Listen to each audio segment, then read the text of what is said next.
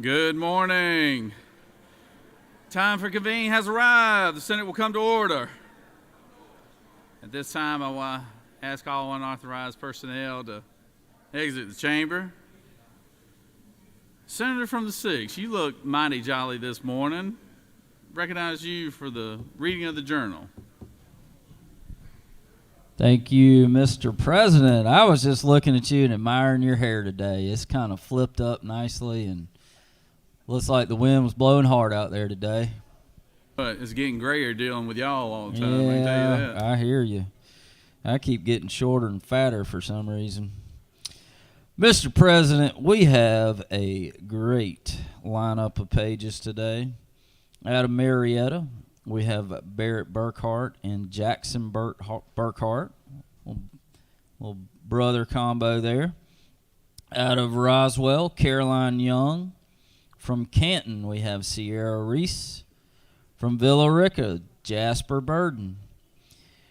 From Auburn, we have our very own Senator Dixon's son with us today, Hudson Dixon. From Buford, we have Jack Griffin. Also from Buford, we have Kayla Thomas. From Peachtree City, next door neighbor to me, we got Grace Sanders.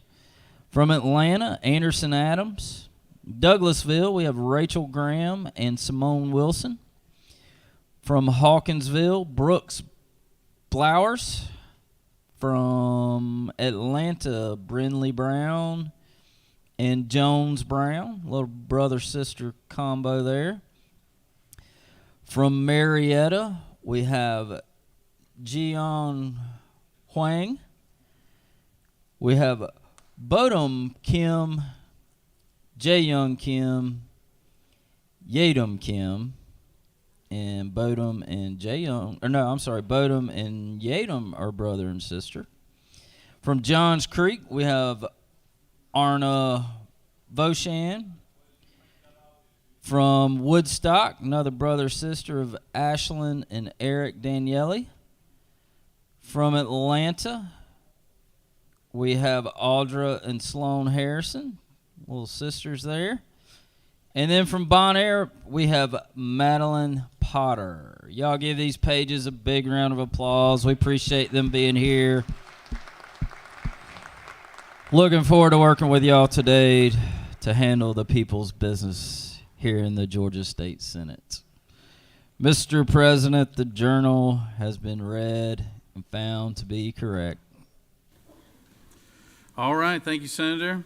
And thank you, Pages, for being here today. We greatly appreciate all the young folks from around the state that come here and put a good day's work in. So thank you. Is there objections to dispensing of the reading of the journal? Chair hears none. The reading of the journal is dispensed with. Is there objections to the confirmation of the journal?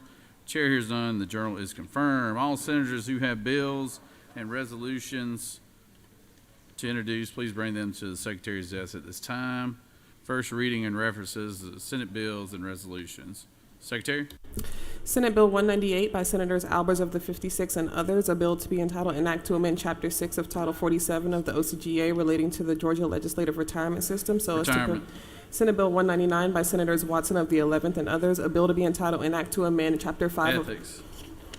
Senate Bill 200 by Senator Moore of the 53rd, a bill to be entitled An Act to Amend Chapter 2 of Title 1 of the OCGA relating to persons and their rights, so as to provide that Judiciary. Senate Bill 201 by Senators Walker of the 3rd, Senators Walker the 3rd of the 20th and others, a bill to be entitled An Act to Amend Code Section 10-1-393 Insurance and Labor. Senate Bill 202 by Senators Jones the 2nd of the 22nd and others, a bill to be entitled An Act Judiciary. Senate Bill 203 by Senators Anna Vitarte of the 31st and others, a bill to be entitled An Act to Amend Title 3 of Title 46. Regulated Industries. Senate Bill 204 by Senators Jones of the 2nd, Jones the 2nd of the 22nd and others, a bill to be entitled An Act to Amend. Judiciary. Senate Bill 205 by Senators Watson of the 11th and others, a bill to be entitled An Act to Amend Article 1 of Chapter 24. Insurance and Labor.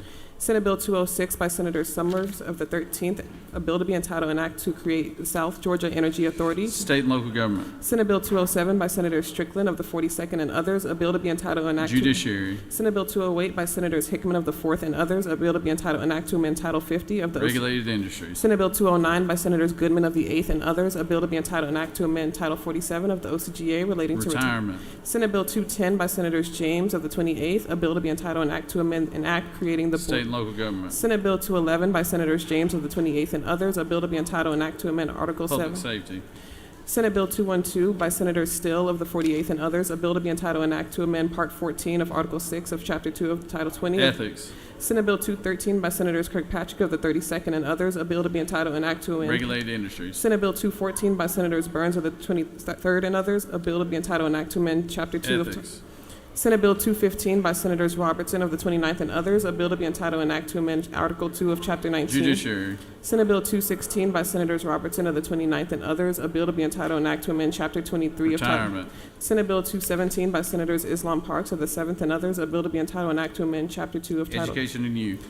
Senate Bill 218 by Senators Robertson of the 29th and others, a bill to be entitled an act to amend Title 15 of the OCGA relating to court. Judiciary. Senate Bill 219 by Senators James of the 28th and others, a bill to be entitled. Judiciary. Senate Bill 220 by Senators Brass of the 6th and others, a bill to be entitled an act to amend various. Health and Human Services.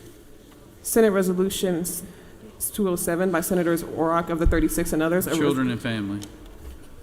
Senate Resolution 216 by Senators Parent of the 44th and others, a resolution creating the Senate Study Committee on Public vulnerable. safety. Senate Resolution 217 by Senators Kennedy of the 18th and others. Education and youth. That completes the order, Mr. President. First reading references the House bills. House Bill 38 by Representatives Martin of the 49th and others, a Higher bill. education. House Bill 117 by Representatives Petrea of the 166th and others, a bill to be entitled. Interstate cooperation. House Bill 148 by Representatives Carson of the 46th and others. Regulated industries. House Bill 162 by Representatives Hagan of the 156th and others, a bill to be entitled an act to amend. Judiciary. House Bill 177 by Representatives Cooper of the 45th and others, a bill to be entitled an act to amend Title 19. Judiciary. That completes the order, Mr. President. Secretary read reports of standing committee.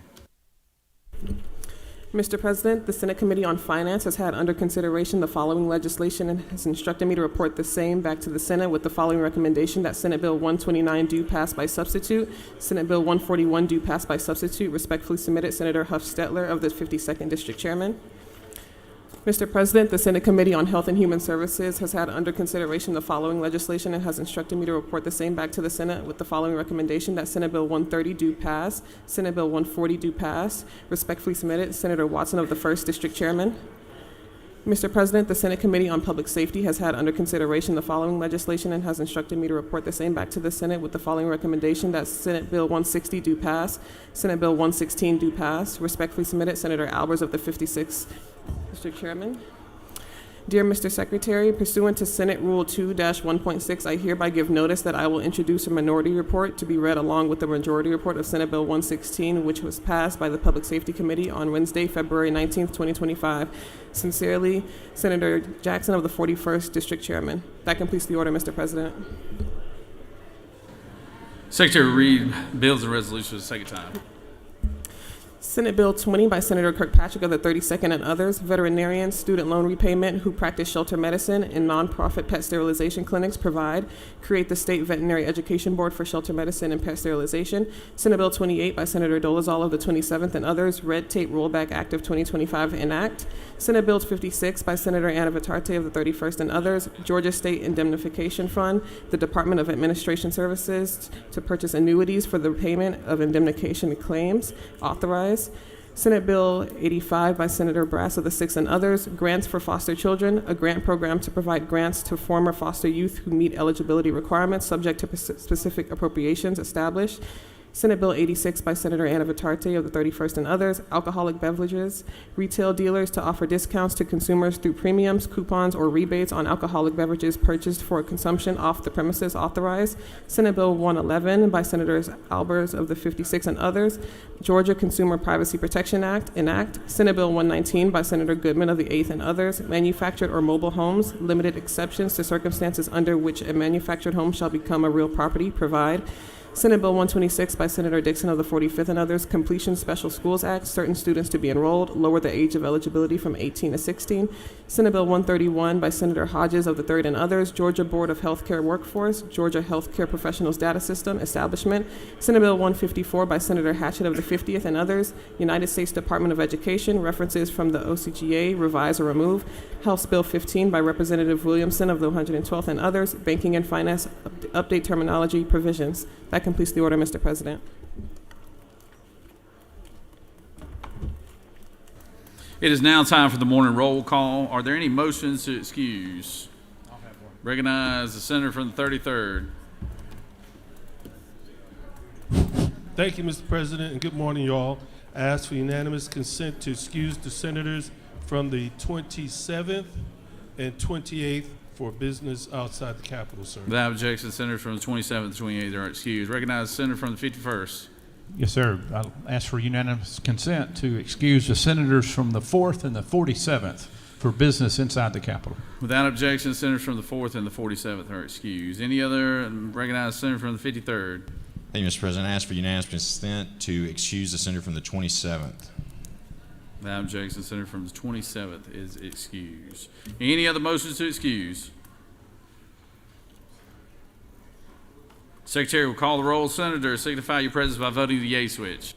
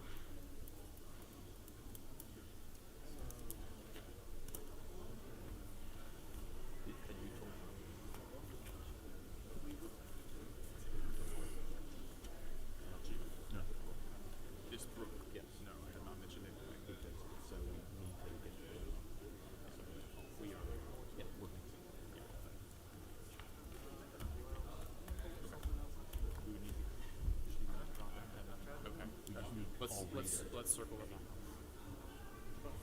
Do you have the passage? Yeah. I've actually got it.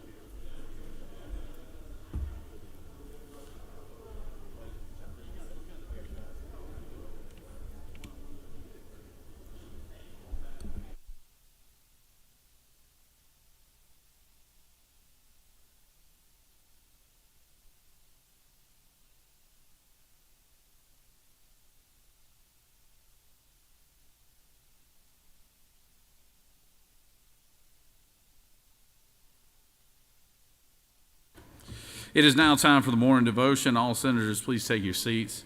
Cease all conversation. I would ask that the doorkeepers secure the chamber at this time. And I now recognize the senator from the 42nd to introduce our chaplain of the day and lead us in our pledge. Good morning. Y'all please join me in the pledge to the American flag. I pledge allegiance to the flag of the United States of America and to the republic for which it stands, one nation, under God, indivisible, with liberty and justice for all. Now the Georgia flag. Pledge allegiance to the Georgia flag, to the principles for which it stands, wisdom, justice, moderation, and courage. Good morning. Thank you. Very warm room today. I have the honor of welcoming for the third time, 3 years in a row, Pastor Jeff Dawes. Pastor Dawes is from Stockbridge Community Church, right on the border of my district and the senator from the 10th district outside of Stockbridge. As I mentioned, the third time he's been with us. He was with us at Sine Die last year. I was originally introduced to Pastor Dawes from Pastor Benny Tate, Mr. Lieutenant Governor, your great friend as well. And he told me I need to get to know this gentleman in my hometown. And what I've learned about Pastor Dawes is he is a true force for Christ in our community.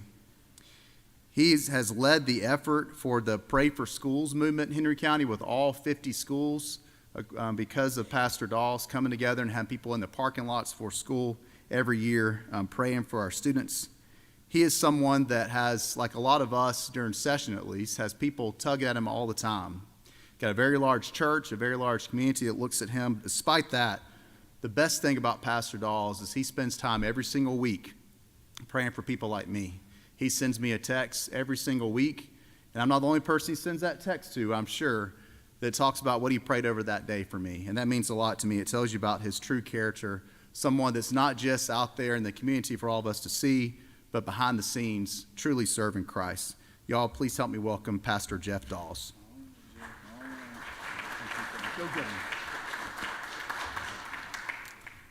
Well, thank you so much, Senator Strickland. It's an honor to be here, and I just want to say to all of you, thank you for what you do. I know that your job gets overlooked many times, and you probably hear just the complaints, but I just want to say thank you from all of the people in the state of Georgia. We appreciate what you do, and you coming here and making us better. So thank you so much. I just want to share with you, just of course, briefly today. I don't know if you ever have the thought, what do you do when you don't know what to do? You ever had that thought? What do you do when you don't know what to do?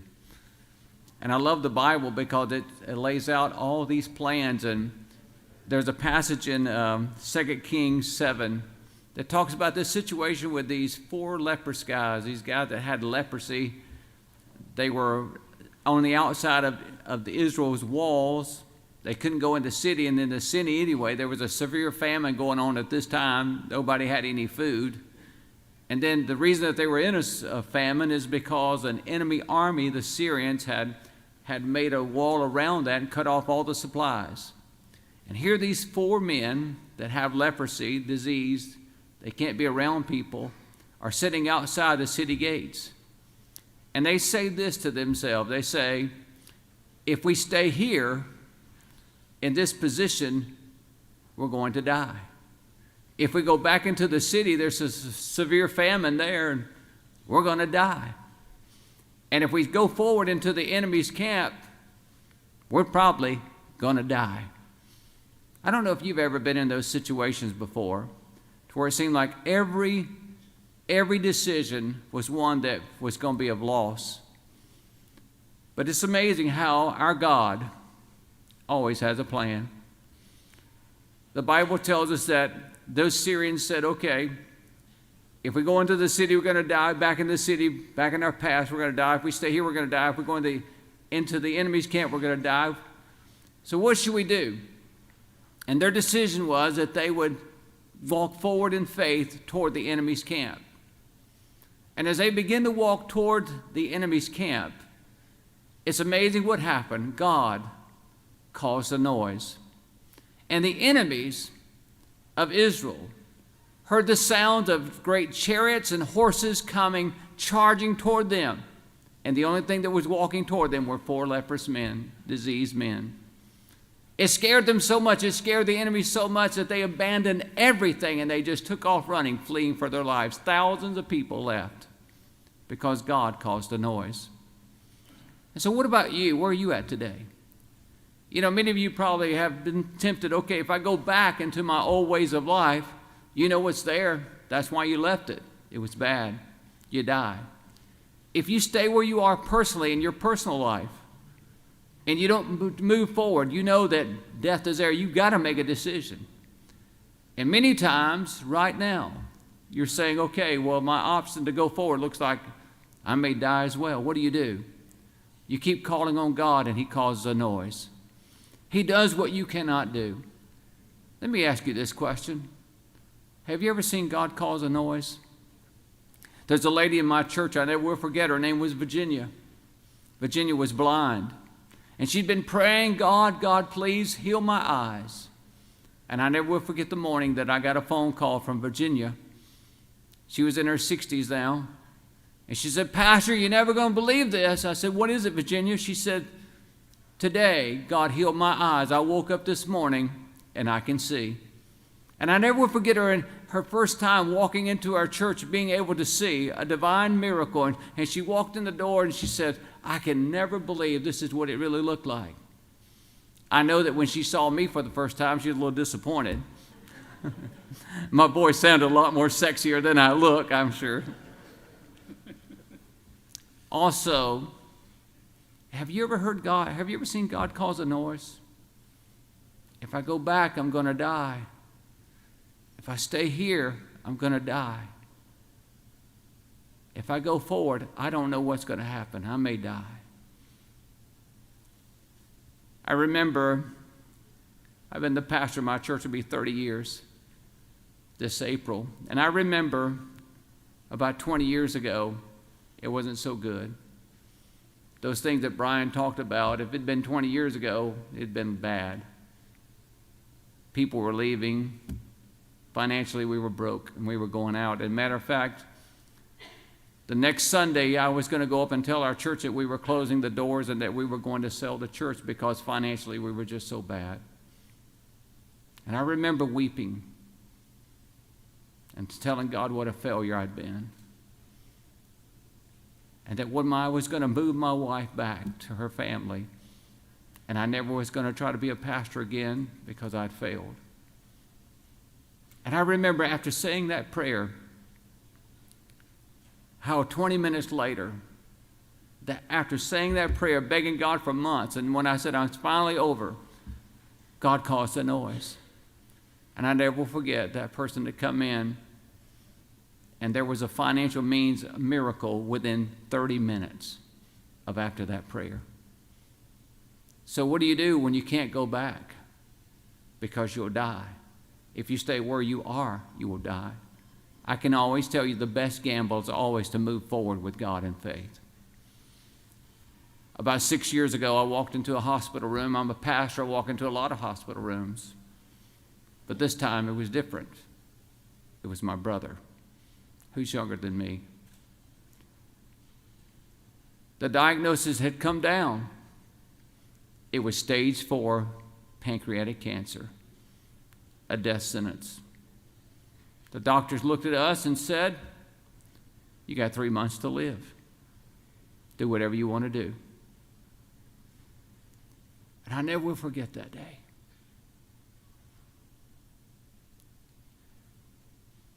My brother looked at me and he said, Jeff, this diagnosis is not for me. It's for somebody else. Meaning that God's going to grow somebody else's faith because God's got this. This is not for me, it's for somebody else. And here I know, because I've been with so many people that get that diagnosis and I've done their funerals, knowing what it was going to be. And so 3 months come and went, and he's still alive. And the doctor said, well, listen, you may be one of those that you may make it a year. And so we prayed and we continued to pray, and he made it to 12 months. And we celebrated that year like never before. His birthday was amazing that year. But he's going to die. And then they said, if you make it another to 18 months, that's probably not going to happen. But he made it to 18 months. And I just want to tell you, it's been 6 years. And every time those doctors look at my brother and tell him that he's going to die, God causes a noise. Every time. And today he's still alive. He's working well every day. He's only missed a few days of work. He's got hair and I don't. I'm telling you today, the reason I'm here today is to tell you this, is that you can't go back and you can't stay where you are. You have to move forward. And always the best gamble, even if it looks like you're walking right into the enemy's territory, is to always trust God that he'll cause a noise. And I don't know where you are today, all of you. But I'm telling you, we've got the God that's a noise maker. and he can do it for you. Let's pray.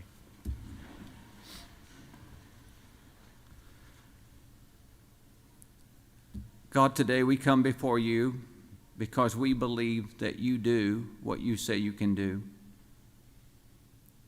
And Lord, in this room, for the crowd this size, there's many people that are standing here today that are contemplating on going back. But there's nothing back there.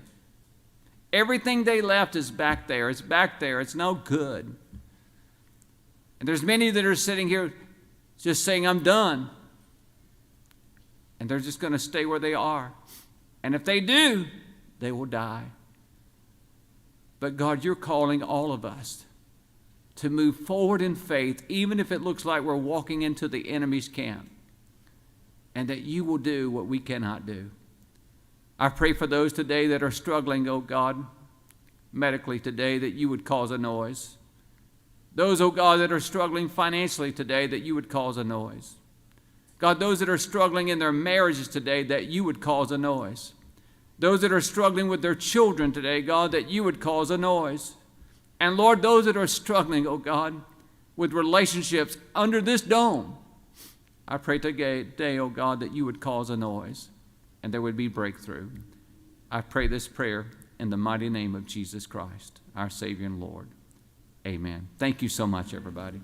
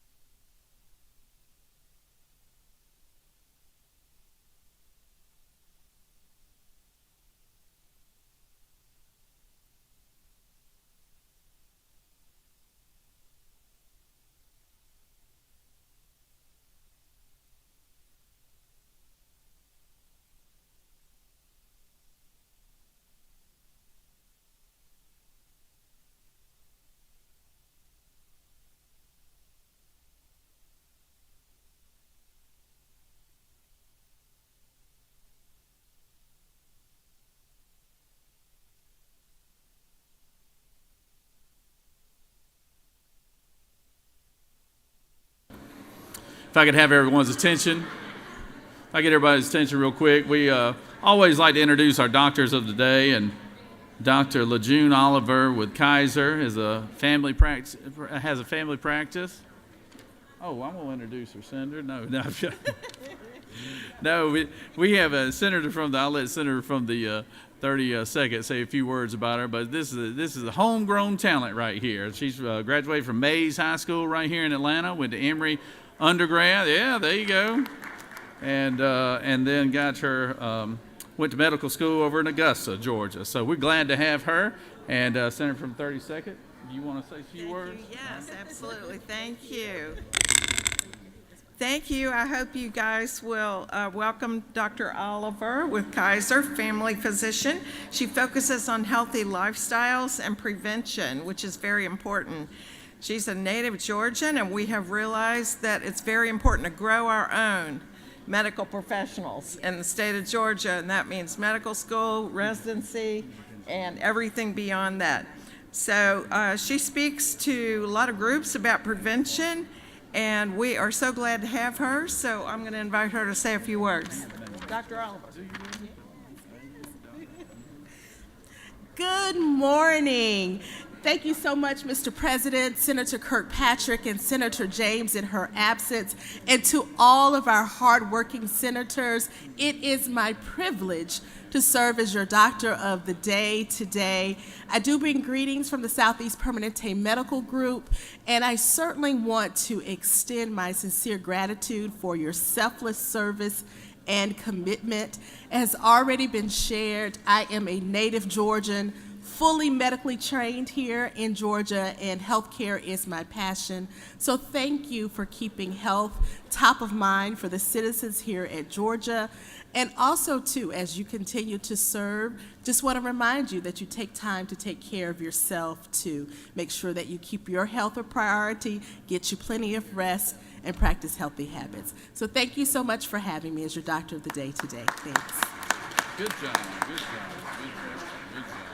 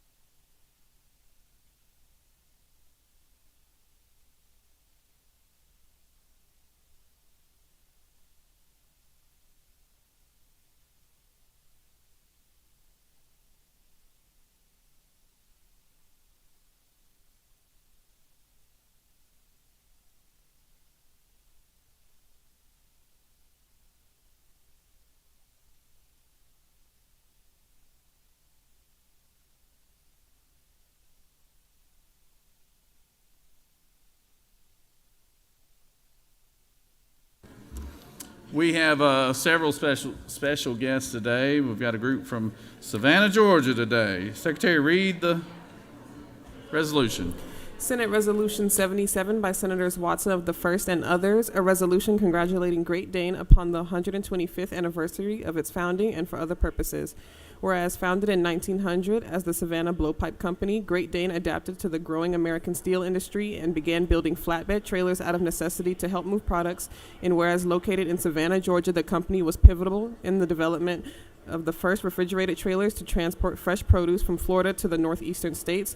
And whereas Great Dane trailers serve as the backbone of countless industries, reliably removing everything from life-saving medicine to intricate equipment for concerts, now therefore be it resolved by the Senate that the members of this body congratulate Great Dane upon the grand occasion of the 125th anniversary of its founding and extend best wishes for its continued growth, development, and success. That completes the order, Mr. President.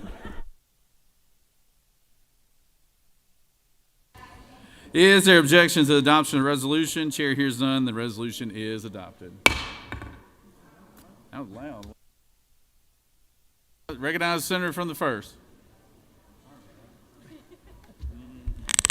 Thank you, Mr. President. We honor a lot of businesses here, and I'm certainly proud of honoring this business, but many times we look at new businesses and we sometimes overlook the older businesses. So this business was founded in Savannah, Georgia 125 years ago.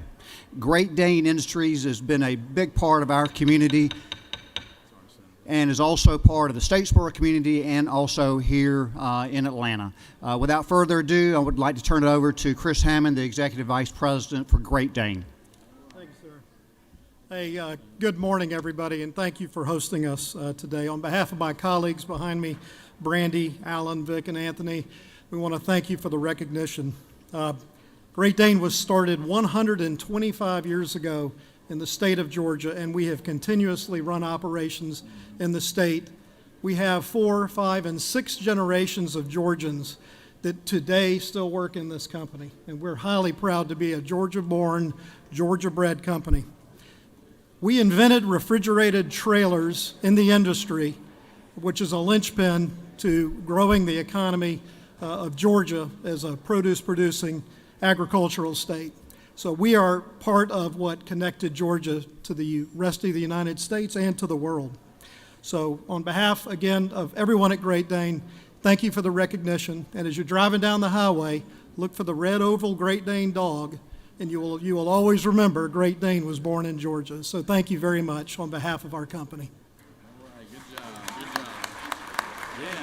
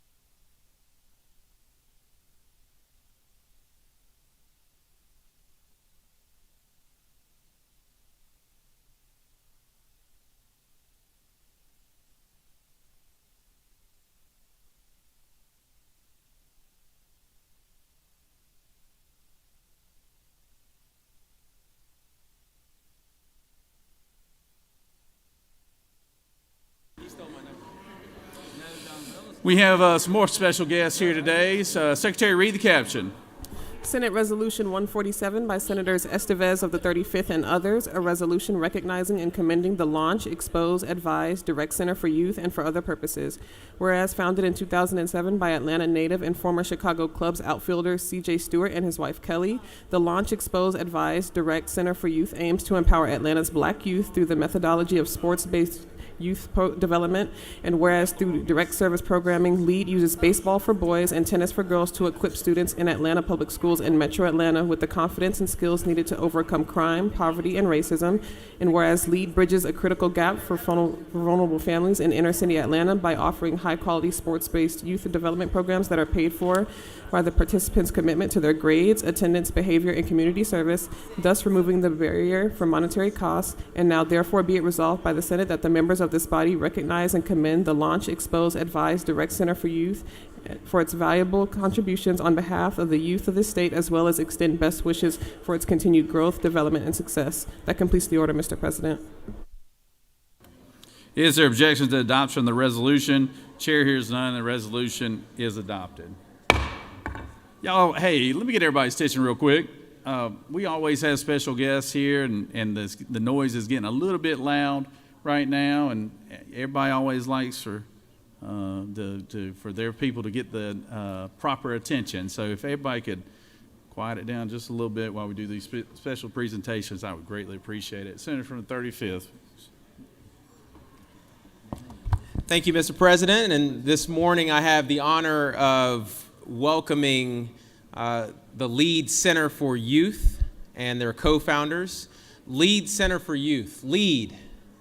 L stands for launch, E for expose, A for advise, and D for direct.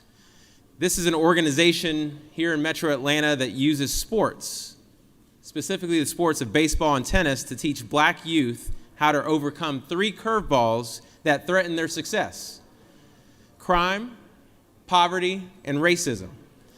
And through this methodology, their co-founders, CJ Stewart and Kelly Stewart, and a great team of staff use sports-based youth methodology or development to inspire and equip black girls and black boys with the empowerment that they need to live sustainable lives of significance.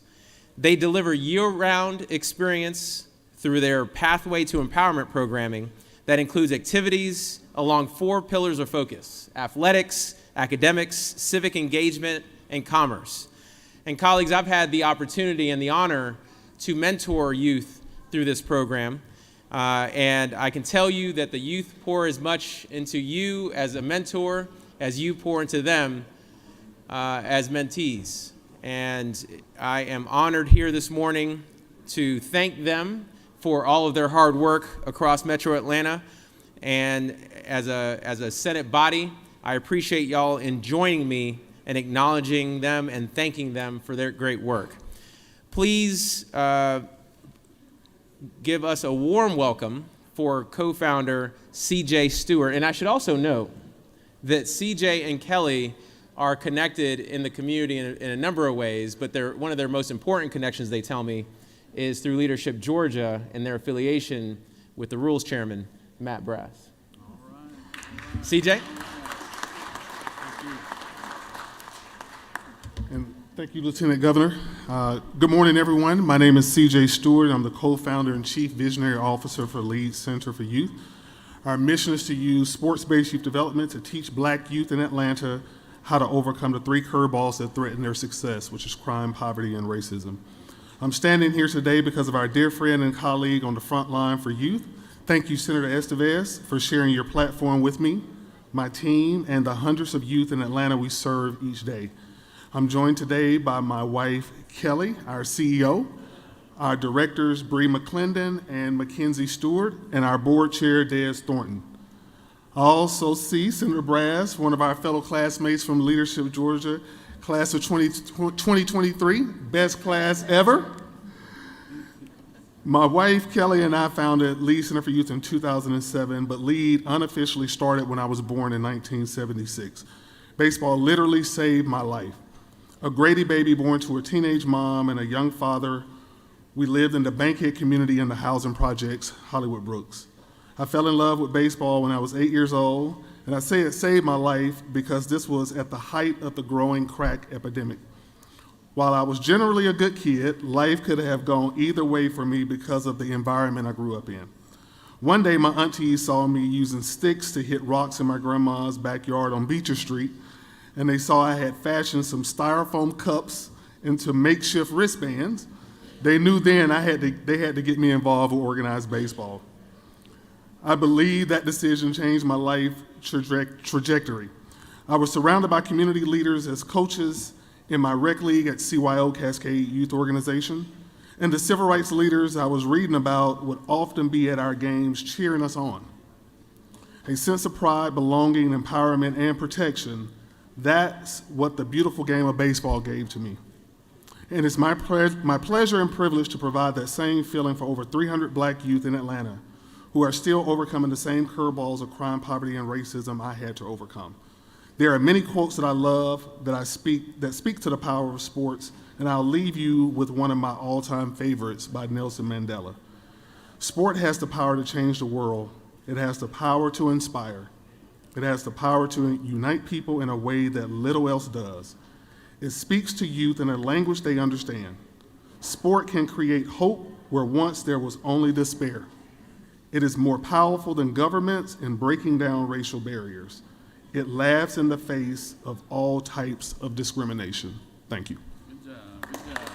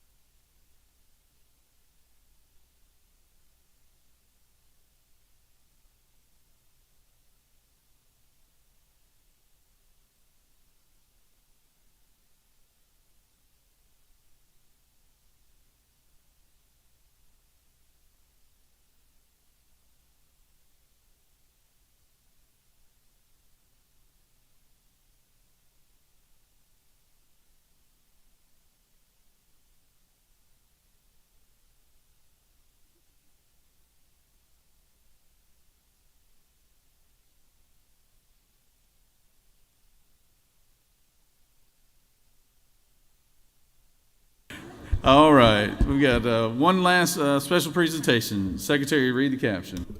Senate Resolution 89 by Senators Burns of the 23rd and others, a resolution congratulating and commending Ms. Patria Brown and for other purposes, whereas Ms. Patria Brown is the state recipient of the Technical College System of Georgia 2024 Exceptional Adult Georgia in Literacy Education Award, which recognizes adult learners in pursuit of excellence and for other purposes. Congratulating and commending Ms. Rhea Brasher and for other purposes, whereas Ms. Rhea Brasher has been selected to compete for the honor of becoming the state recipient of the Technical College System of Georgia's 2024 Adult Education Teacher of the Year Award and for other purposes. Congratulating and commending Mr. Nicholas Rucker and for other purposes, whereas Mr. Nicholas Rucker is the state recipient of the Technical College System of Georgia's 2024 Georgia Occupational Award of Leadership, which is the first program of its type in the nation to honor outstanding technical college students and for other purposes. Congratulating and commending Mr. Shiroko Farley and for other purposes, whereas Mr. Shiroko Farley has been selected as the state recipient of the Technical College System of Georgia's 2024 Rick Perkins Award for Excellence in Technical Instruction. Now therefore be it resolved by the Senate that the members of this body congratulate and commend Ms. Patria Brown, Ms. Rhea Brasher, Mr. Nicholas Rucker, and Mr. Shiroko Farley for their outstanding achievements. That completes the order, Mr. President. Is there objection to adoption of the resolution? Chair hears none. The resolution is adopted. Recognize Senator from the 23rd to introduce our special guest. Thank you, Mr. President. Colleagues, we have a special treat because we have the top of the cream of the crop of the Technical College System of Georgia today to recognize and congratulate them. Let me share with you a quick overview of who they are and what they have done for Georgia. First of all, Ms. Rhea Brasher is the 2024 TCSG Adult Education Teacher of the Year. This is the instructor who provides adult education at the Southern Regional Technical College, and she is certainly recognized for her excellence in instructional knowledge and practice. Second, we have Ms. Patria Brown, actually, I believe a student, is that right? A student who is the Exceptional Adult Georgian in Literacy Education. So she has enjoyed the Eagle Award. Congratulations to her for that. The Eagle Award has been around for 31 years, and it promotes adult education. There are 22,000 adult education students in Georgia. Ms. Brasher is with the Cobb County School District and TCSG. Our third guest is Mr. Shiroko Farley, a faculty member from Central Georgia Technical College. He is the commercial truck driver per excellence. Is that right? He trains the young men and women who drive those big rigs up and down our highways, and we desperately need more of those. And we're grateful for his innovative teaching practices and his leadership skills. And then finally, we have Mr. Nicholas Rucker. Mr. Rucker is the Gold Award winner. Is that right? Where are you, sir? There you go. He's the Gold Award winner.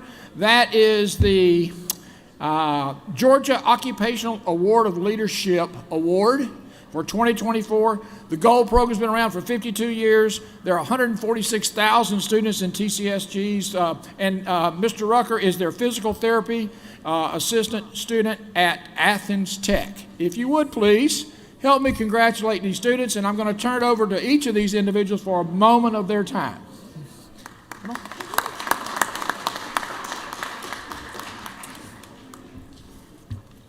Thank you, Senator Burns, for this opportunity today to be here with you. I wanted to just share one really important thing with you. My name is Rhea Brasher, and I'm with Southern Regional Technical College in Thomasville, Georgia. And I want to express my sincere gratitude and thankfulness to each of you for your commitment to the vital next step in every 1 million Georgians' step for growth and personal education. Every dollar you allocate for adult education helps someone make their future brighter, their community stronger, and our state better equipped for prosperity.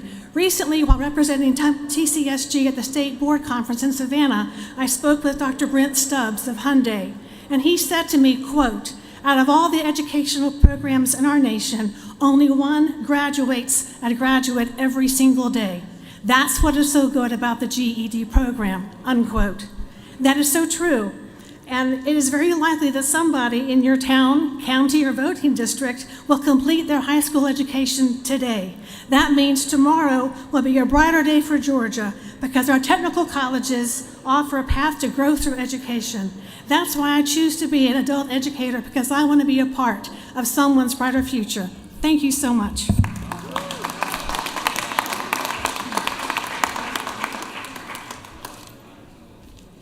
The mic, I'm short. Thank you. Good morning, everyone. What an honor it is to be here. I had a speech prepared, but I'm gonna make it quicker than that. This high school dropout teen mom is standing before you today. Proud to say I have my GED. I'm a college student. I'm the Eagle Award winner. I am the national winner for adult learning also. And it's all because of my start with Cobb Adult Education System and the Technical College Systems of Georgia.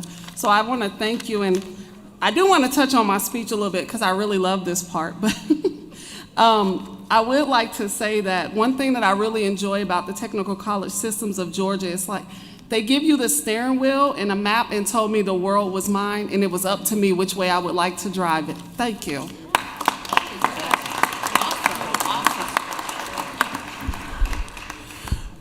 Good morning. I want to thank you legislators for this opportunity to be here today to just share who I am and what I do and why I'm so passionate about technical education. See, technical education, it gave me my start, but not only did it give me my start, it's what saved my life. See, if you've heard my story or if you Googled it or something, it's out there, but you see how my mess has turned into a message. So I'm just grateful for this opportunity to just have this platform just to be able to share with upcoming people who are trying to better themselves and get out of the situation they're in and let them know that there is a better way. With my past coming from the single mom and coming from the drug addictions and coming from alcohol and everything that I've been through, now I'm here where I am, but it has been an easy journey. So having the opportunity to just share with people, letting them know that, hey, there is a better way. It's not all about where you come from, but it's about where you're trying to go. And I'm just happy to be that light, to be able to just shine into dark areas of other people's lives. Thank you.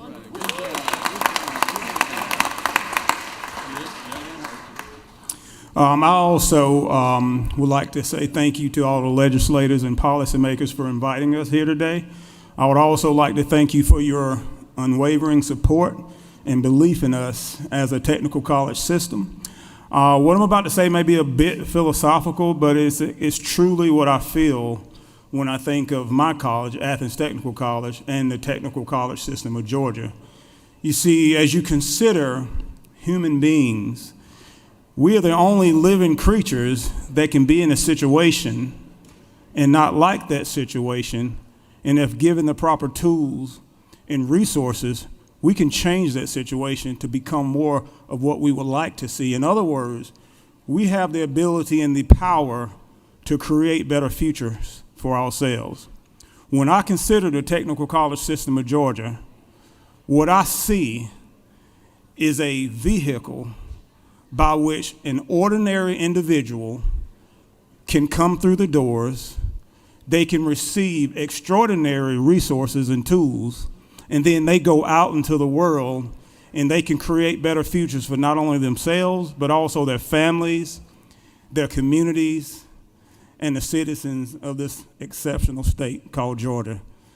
I am honored and privileged to be the ambassador for technical education in our state, and I am so proud to be a student at Athens Technical College. Thank you.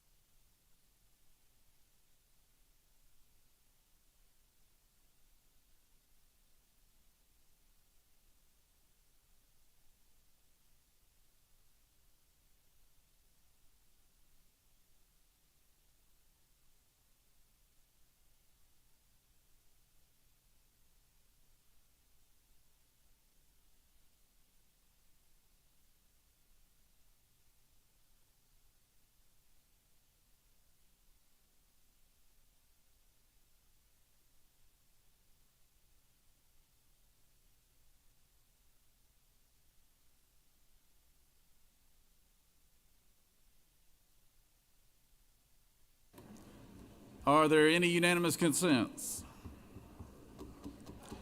Does any senator wish to rise on a point of personal privilege? I recognize the senator from the 17th.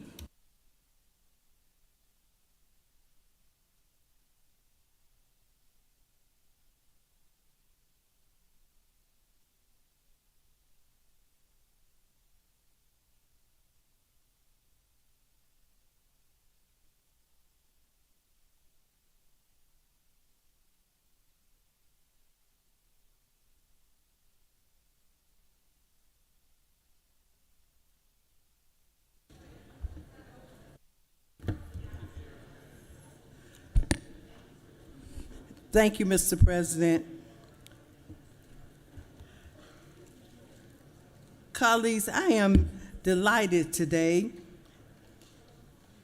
to honor the Georgia Vision Alliance for its exemplary contributions to the blind and visually impaired community in Georgia.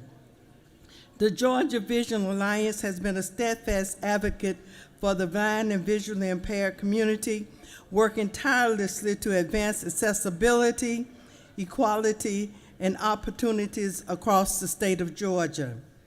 This distinguished organization has demonstrated unwavering commitment to creating an inclusive society where individuals with visual impairment can lead independent, fulfilling, and dignified lives.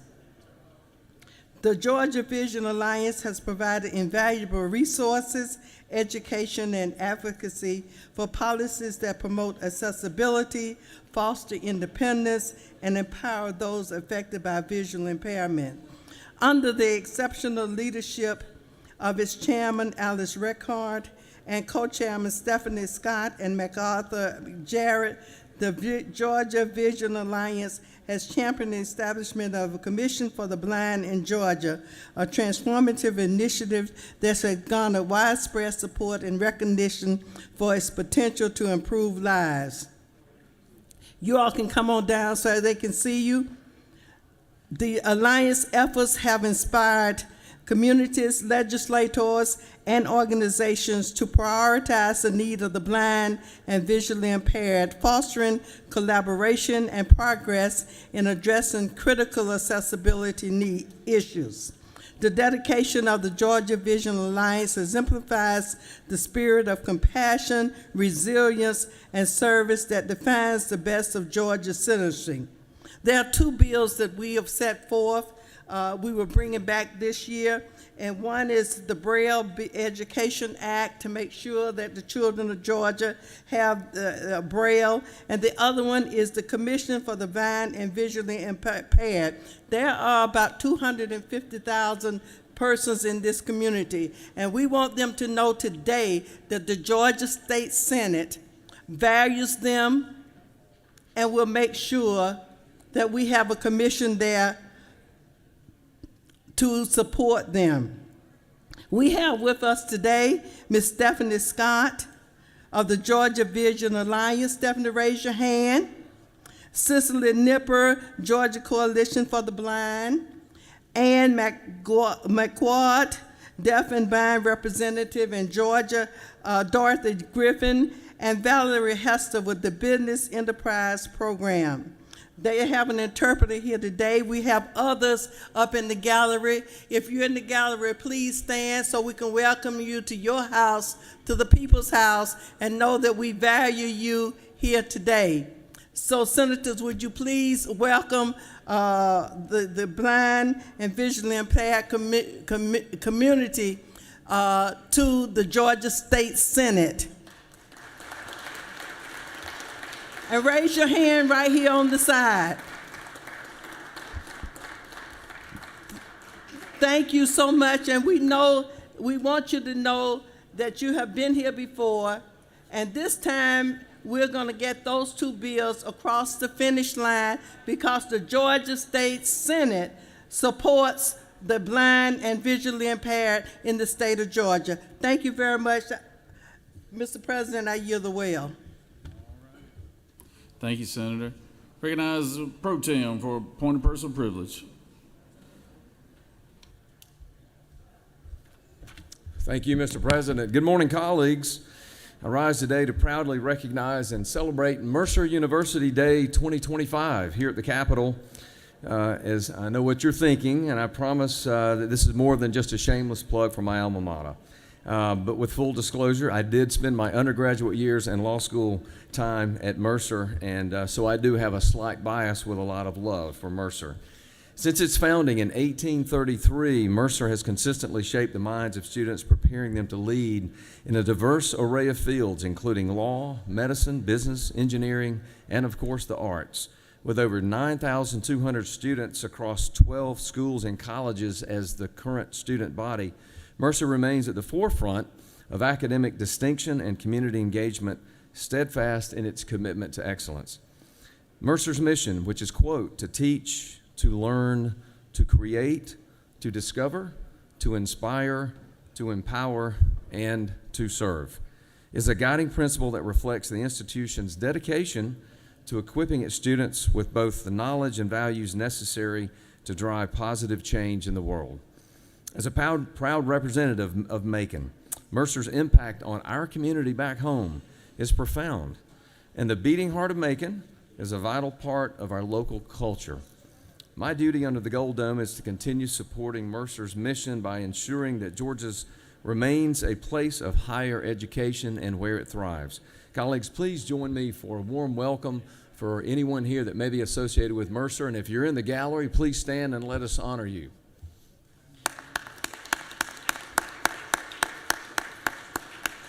Thank you.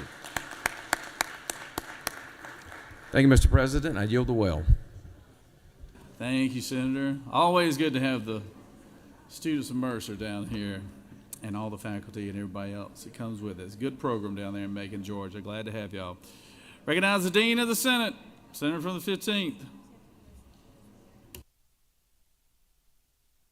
Thank you, Mr. President. I rise to recognize some very important visitors from Columbus, Georgia today. The Reese Road Learning Academy of Columbus, Georgia, 1 through 4th grade of these great future leaders are visiting with us today to learn about the operation of our Georgia State Senate and government. If they're in the audience or in the gallery, would you please stand and let us welcome you? Can you join me, Senators? Welcome the Reese Road Academy. Thank you very much. Enjoy your visit. Thank you. Thank you. All right, yeah, good to have all those young folks in those pretty red jackets up there. Good to have them. Recognize the Senator from the 1st.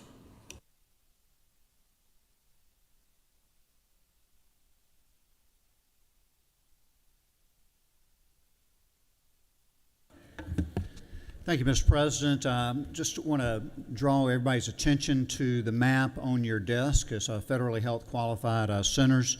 As you'll see, there are over 36 health center organizations, but there are over 330 clinical sites throughout the state of Georgia. And I think that all of us really need to appreciate that they do a wonderful service for our community, all of our communities for that matter. Last year they saw over 700,000 patients, and I think they may be up in the gallery if they wouldn't mind standing, anybody with the Federal Health Qualified Centers. Thank you very much.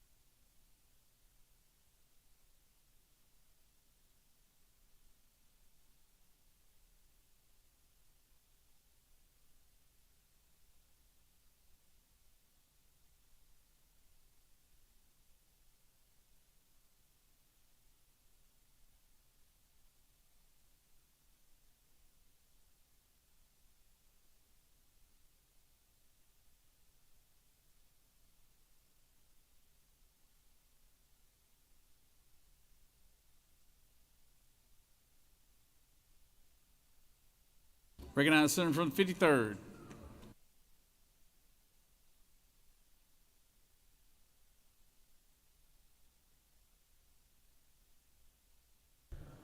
Thank you, Mr. President. I just want to let this Senate know an interesting trivia question. There's an interstate missing on this map, and I was going to see if there's any senator who can figure out which interstate's missing. I yield the well.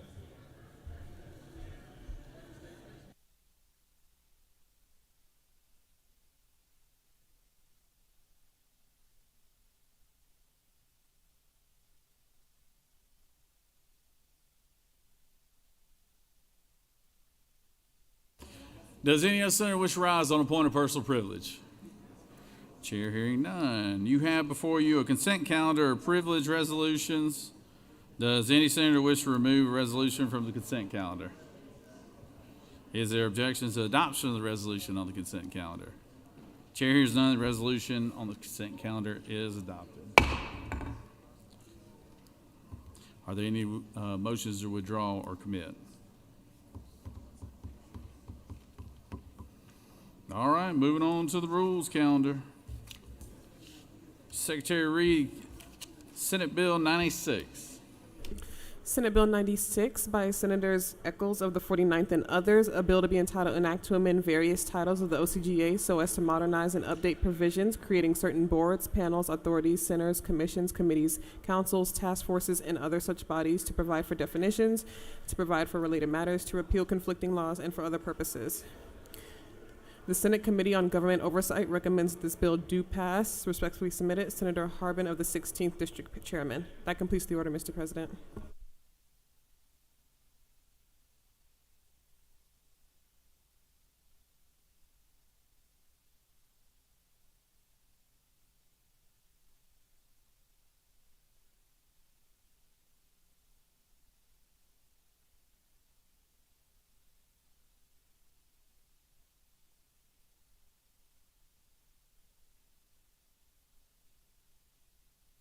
Recognize Senator from the 49th to speak to the bill.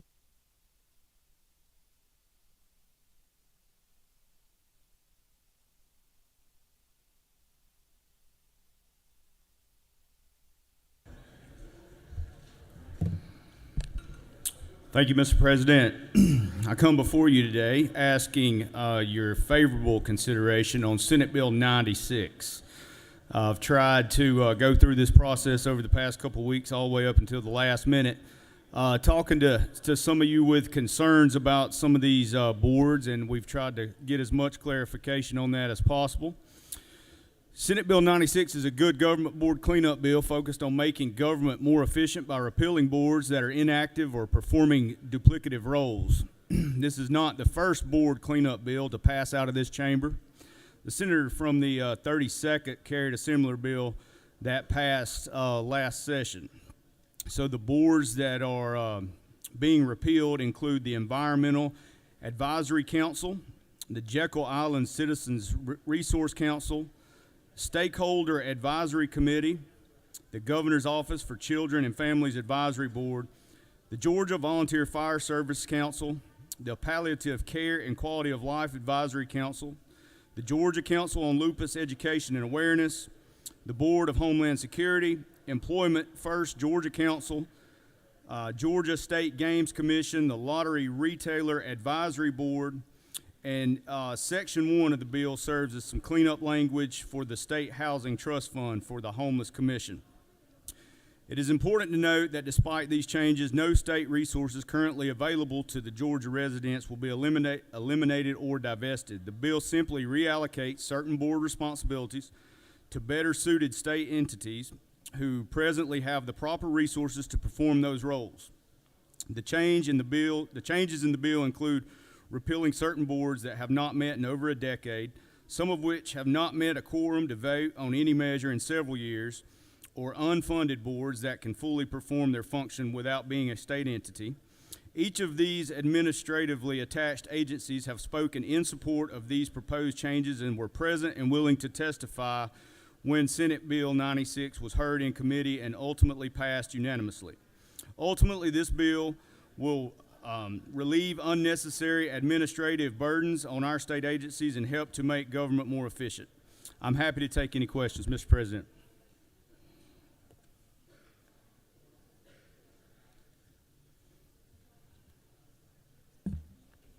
You do have a couple questions, Senator. Recognize Senator from the 41st. Thank you. Does the Senator yield? Yes.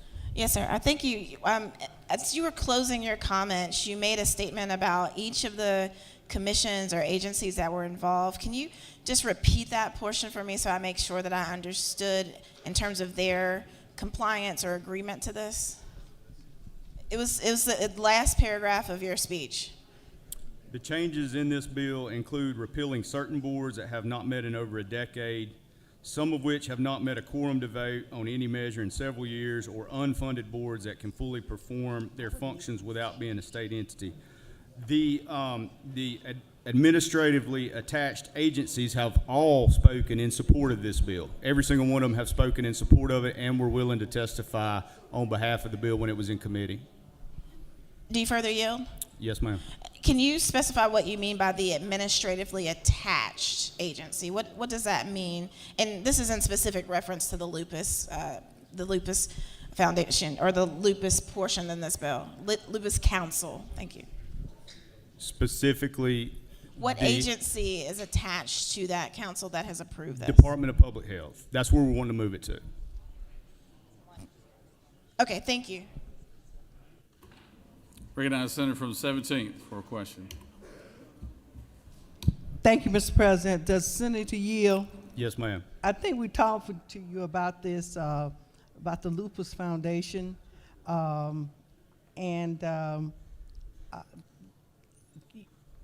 in your comments, you said that these organizations or these commissions or councils have not met in over a year. And I happen to serve on that board, and we meet every month, if it's virtually or whatever. Some of them haven't met in over a year. But this one is active, and I think in the very beginning, it was, you're moving it to public health. But there's really no guarantee that it will be moved there, because the bill just says that it's going to be disbanded. And they do wonderful work. They have rheumatologists, they have kidney doctors, and they educate the community and doctors on lupus. And there are about 60,000 persons living with lupus in Georgia now. And I think last week or week before, we just had Lupus Day, and I came to the well and talked in support of that. And I know we've talked to you, and you're trying to rectify this, but there is really no guarantee that it will be done. Is that? I can guarantee you that the funding and the grant money is not going anywhere. The funding and the grant money is not going anywhere. Yes, ma'am. But the governor's office,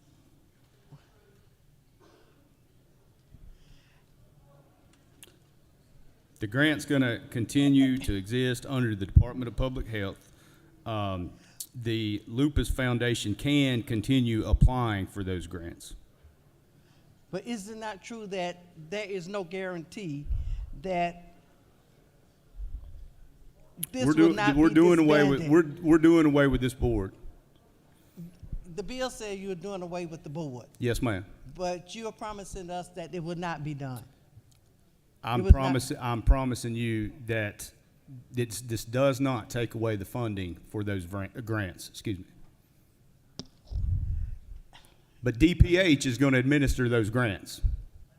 Okay. Thank you very much, Senator. Yes, ma'am. Senator from the 36, do you have a question, or you want to speak once the senator yields well?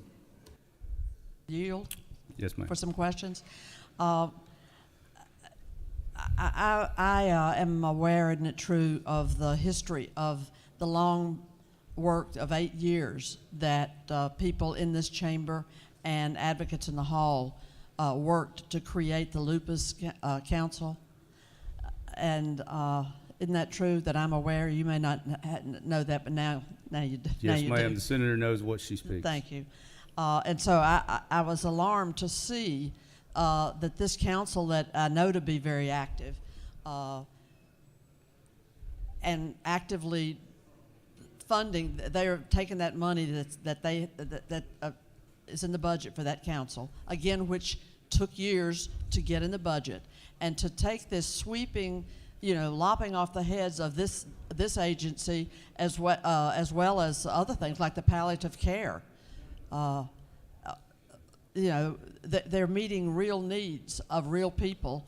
I go to the annual lupus march and rally every year in Piedmont Park, isn't it true? And 100,000 people show up, isn't it true, for that, because their families are impacted by this dreadful disease that's underdiagnosed and undertreated. And that, isn't it true, was the reason to come down here and advocate for a lupus day and to create this council. And if I understood you correctly, what you said was that money gets moved down to the Department of Public Health, and they decide where it goes. Yes, Isn't ma'am. it true? And did I understand you when that you said that this council membership won't exist anymore, but they can feel free to apply for grants from the department? That is not the same as the money going to the Lupus Council. I mean, they stand in line with everybody else for money. Is the point? Isn't that true? You're correct. So we're concerned, and I understand from the conversations that have been conducted with people in the governor's office as this bill moved forward, that it's possible to look at how to approach this when the bill is in the House, which is where it's headed to address these concerns. Because isn't it true that the people on this entity, the Lupus Council, no one was consulted, no one had any idea this was happening, isn't it true? And my question is that how you run a railroad or a state government? Is that how you treat the people on these councils that have put in their time and work to support these issues and utilize this funding for the good causes for which it's intended? I know the governor's office worked in good faith all the way up until last minute this morning. And we're going to do everything I can to make sure that these funds stay available to the folks with lupus who advocate on behalf of this. I'm not in a position to negotiate right here this morning, but in good faith, I think that's what we're working toward. I appreciate your commitment to stay the course and work for good outcomes. Thank you. Thank you. All Mr. right. President, I yield the well. Senator's yielded. All right, Senator's sorry. yielded. All right, okay. You don't have any more questions, Senator. Thank you, Mr. President. Does any other senator wish to speak for or against the measure? Chair hears none. Is there objection for the previous question being ordered? Chair hears none. The previous question is ordered. Is there objection to agreeing to the report of committee which is favorable to the passage of the bill? Chair hears none. The report of committee is agreed to. Is there objection to the main question being ordered? Chair hears none. The main question is ordered. The question is on the passage of the bill. All those in favor of the bill vote yea. All opposed, nay. Secretary, unlock the machine.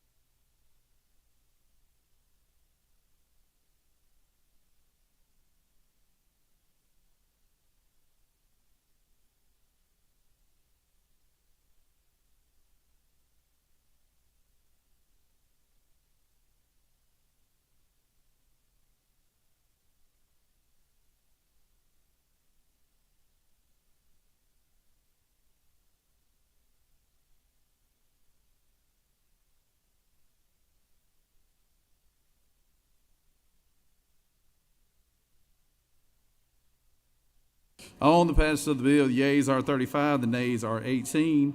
This bill, having received the requisite constitutional majority, is therefore passed.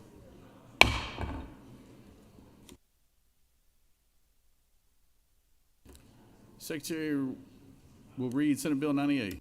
Senate Bill 98 by Senators Cowser of the 46 and others, a bill to be entitled an act to amend Title 29 of the OCGA relating to guardian and ward, so as to provide for county conservators generally, to provide for respective rights and responsibilities of county conservators and county guardians, to provide that county administrators shall serve as ex officio county conservators, to make conforming changes, to revise and provide for definitions, to provide for the change of designation of county guardian to county conservator by operation of law under certain circumstances and subject to an exception, to provide for related matters, to provide for an effective date, to repeal conflicting laws, and for other purposes. The Senate Committee on Children and Families recommends that this bill do pass by substitute. Respectfully submitted, Senator Kirkpatrick of the 32nd District Chairman. Mr. President, Children and Families offers the following substitute to Senate Bill 98, a bill to be entitled an act to amend Title 29 of the OCGA relating to guardian and ward, so as to provide for county conservators generally, to provide for respective rights and responsibilities of county conservators and county guardians, to provide that. That completes the order, Mr. President.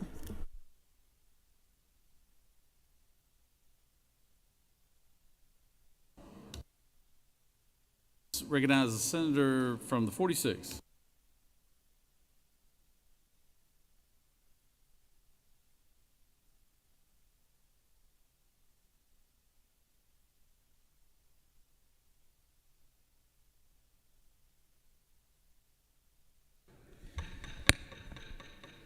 Thank you, Mr. President. Senators, I bring you a bill here, Senate Bill 98, on behalf of the Department of Human Services, which has a division of aging services that takes care of elderly people that are incapacitated and also of minors that are unable to handle their own affairs.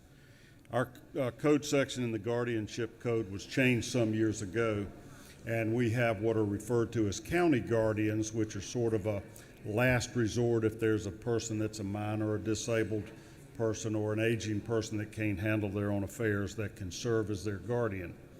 There's also a conservatorship to handle the money and financial affairs of these incapacitated people, minor people, or aging people. When we changed the code a few years ago, it failed to list as a county conservator in addition to a county auditor and this county guardian, and that's all this does is add that in various places of the code so that it's clear there are two different roles, a guardian of the person and a conservator for the money and resources. So I would ask your favorable consideration. I'm happy to yield any questions if there are any.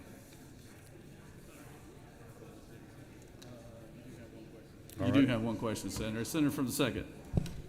Thank you, Mr. President. Senator, do you yield? I'm glad to yield to you, Senator. Senator, would this legislation allow for counties to have an official staff person without having to hire private practice attorneys that tend to charge usury fees that, you know, most conservators or folks who have conservatorships are unaware when the probate court hands off to their county conservator and it's a private practice attorney, this person would be a staff person? Is that what this bill will do? That is, and that's what they already have. It's just called the, the county guardian, and this sets forth a separate position as county conservator. It can be the same person, just depends on what role the court assigns to them. Thank you, Senator. No further questions. All right. I yield the will. Does any other senator wish to speak for or against the measure? The chair hears none. Is there objection to the previous question being ordered? Chair hears none, and previous question is ordered. Question is on the adoption of the committee substitute. Is there objection to the adoption of the committee substitute? Hearing none, the committee substitute is adopted. Is there objection to agreeing to the report of the committee which is favorable to the passage of the bill? Chair hears none, and the report of the committee is agreed to. Is there objection to the main question being ordered? Chair hears none, the main question is ordered. Questions on the passage of the bill by substitute. All those in favor of the bill vote yea. All opposed nay. Secretary, unlock the machine.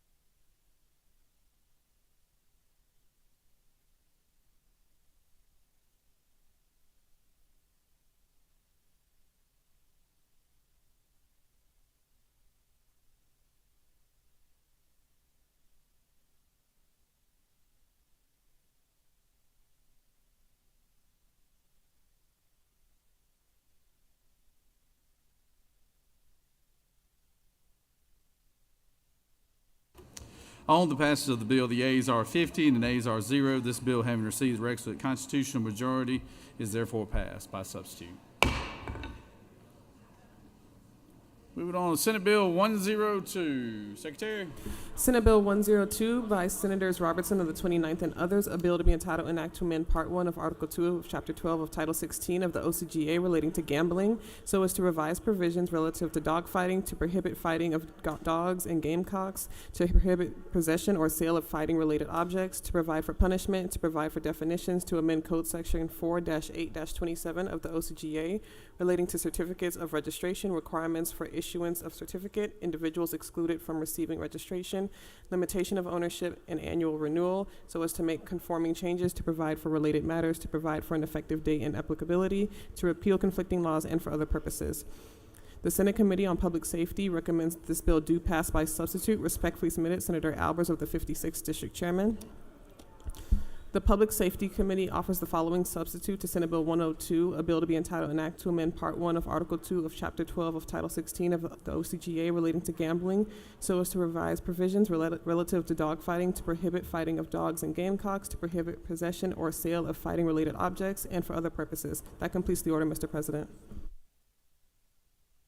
Recognize the Senator from the 29th. Speak to the bill.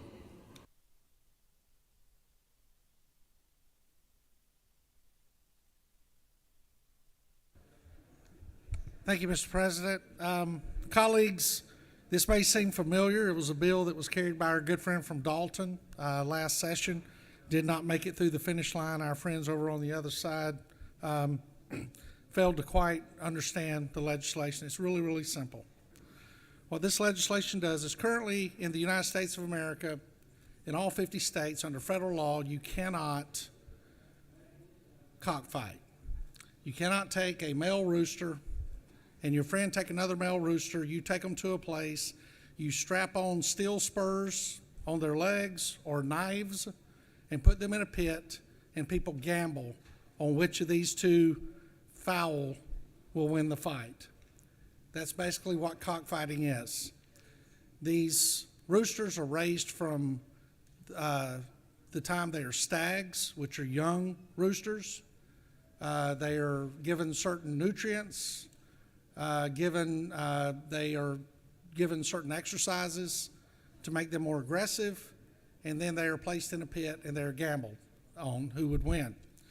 The reason I know so much about this is I grew up in rural Georgia with uncles, a grandfather, and others who practiced this sport.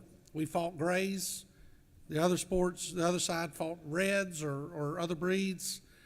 And what we've done is we've given jurisdiction to the federal government to come in here where our state law enforcement officers have no jurisdiction because it's a federal violation. So if our federal law enforcement task force, our local law enforcement task force go out and they come upon a gambling operation, sex trafficking operation, or multiple other operations where crimes are being committed, and a part of that crime, that criminal enterprise, involves cockfighting, then they must invite the Federal Bureau of Investigation or another federal law enforcement agency in to prosecute that aspect of that case. And it's really unnecessary. This bill has not been that controversial. My office had 2 calls yesterday. One where a gentleman said, "Let me get this clear. You have taken away my dog fighting and now you want to take away my chicken fighting," which our response was affirmative. The second one was a gentleman who raises chickens, and he was concerned that if 2 of his roosters got into a fight, that he could be charged with cockfighting. And of course, we explained the intent portion of the law along with the equipment that's required for cockfighting. It's a very simple piece of legislation, and I feel it is why we like to talk about it sometimes with tongue in cheek, because we're talking about chicken fighting of all things. It is an important part, and we are discovering it more and more here in Georgia in cases involving drug trafficking and sex trafficking. And with that, Mr. President, after asking for everyone's support of this bill, I would stand for any questions. You do have one question, Senator. Recognize the Senator from the 47th. Thank you, Mr. President. Would the Senator yield? I will yield to my good friend from Athens. You know, it's kind of interesting. You mentioned the grays and the reds. Said my great grandfather was the breeder of Gin Gray and Gin Red. I'm gonna vote against your bill for the simple fact that I got a little heritage there. But I want you to know it. The bill, as I understand it, when you strap on the spur or the blade, The gaff, yes, sir. gaff is actually what will make it illegal. Yes, sir. If you breed them for that, if you take them and practice them up for that, and if you bet on that. If you and your grandfather in the backyard with a gray and a red, and his gray and reds get in fights, well, if you and your grandfather and 47 other people aren't back there gambling on it and doing other things that come along with it, and if you grew up in that sport, then you understand as well as I do what was required to do everything, then you and your grandfather would be fine. The gaff doesn't make it illegal, only the gambling on it. The gaff itself, yes, the equipment involved with chicken fighting, if all of that was included, and if you go to my house right now and you go down into the big room down there, you'll see a black box with roosters painted on it. If you open up that box, you'll find gaffs in that box that belong to my grandfather and belong to my uncle. But those gaffs have not been placed on any chickens since I've owned them, on any roosters, any cocks, or anything else, and they are not used for gambling. They are nothing more than part of my family tradition that I felt it was important that I preserve. But I'm not using them. No more than owning a pair of dice does not make you a gambler of somebody maybe out shooting craps. It's what you do with the equipment that makes it the problem. Thank you, Mr. Whip. Thank you, sir. And with that, Mr. President, I'll You yield the well. Yeah, okay. Senator's yielded. Does any other senator wish to speak for or against the measure? Chair hearing none. Is there objection to the previous question being ordered? Chair hears none. The previous question is ordered. Question is on the adoption of the committee substitute. Is there objection to the adoption of the committee substitute? Hearing none. Committee substitute is adopted. Is there objection to agreeing to the report of the committee which is favorable to the passage of the bill? Chair hears none. The report of the committee is agreed to. Is there objection to the main question being ordered? Chair hears none. And the main question is ordered. Question is on the passage of the bill by substitute. All those in favor vote yea. Opposed, nay. Secretary unlock the machine.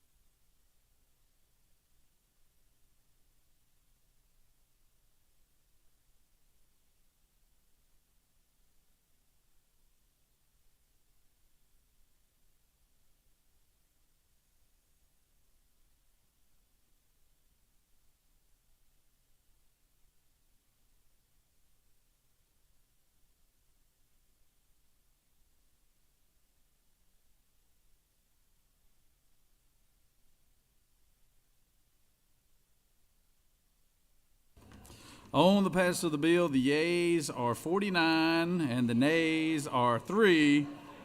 This bill, having received a requisite constitutional majority, is therefore passed by substitute. Now, I tell you what, I've seen a coalition before, but that was a coalition. Hey. Senator from the 29th, I thought the meaning of the rule of fight clubs, was the first rule was you don't admit there's a fight club. So you.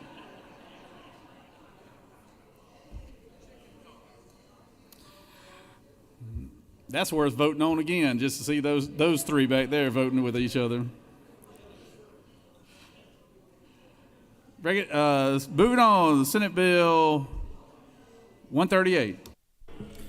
Senate Bill 138 by Senators Dixon of the 45th and others, a bill to be entitled An Act to Amend Chapter 31 of Title 36 of the OCGA relating to incorporation of municipal corporations so as to provide for the transition of certain services related to newly incorporated municipalities in certain counties, to provide definitions to amend Chapter 8 of Title 33 of the OCGA relating to fees and taxes related to insurance so as to revise provisions related to population data, related to newly incorporated municipalities and municipal taxes on life insurance and other insurance companies, to provide for related matters, to provide an effective date, to repeal conflicting laws, and for other purposes. The Senate Committee on State and Local Governmental Operations General recommends this bill do pass by substitute. Respectfully submitted, Senator Dixon of the 45th District Chairman. The Senate Committee on Government and Local Operations General offers the following substitute to Senate Bill 138, a bill to be entitled An Act to Amend Chapter 31 of Title 36 of the OCGA relating to incorporation of municipal corporations so as to provide for the transition and for other purposes. Mr. President, Senators Merritt of the 9th and others offer the following Amendment 1 to amend Senate Substitute for Senate Bill 138 by striking lines 158 through 162 in their entirety. That completes the order, Mr. President.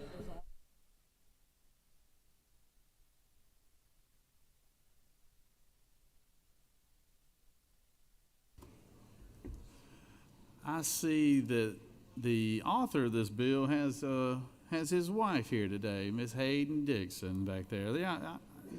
Everybody give the senator from the 45th spouse big round of applause.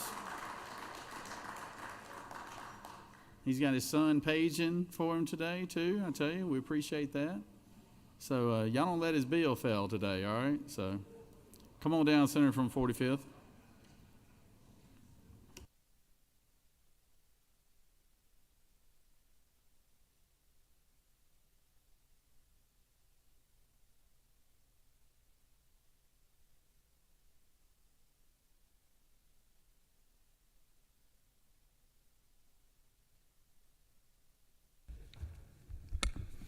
Thank you, Mr. President.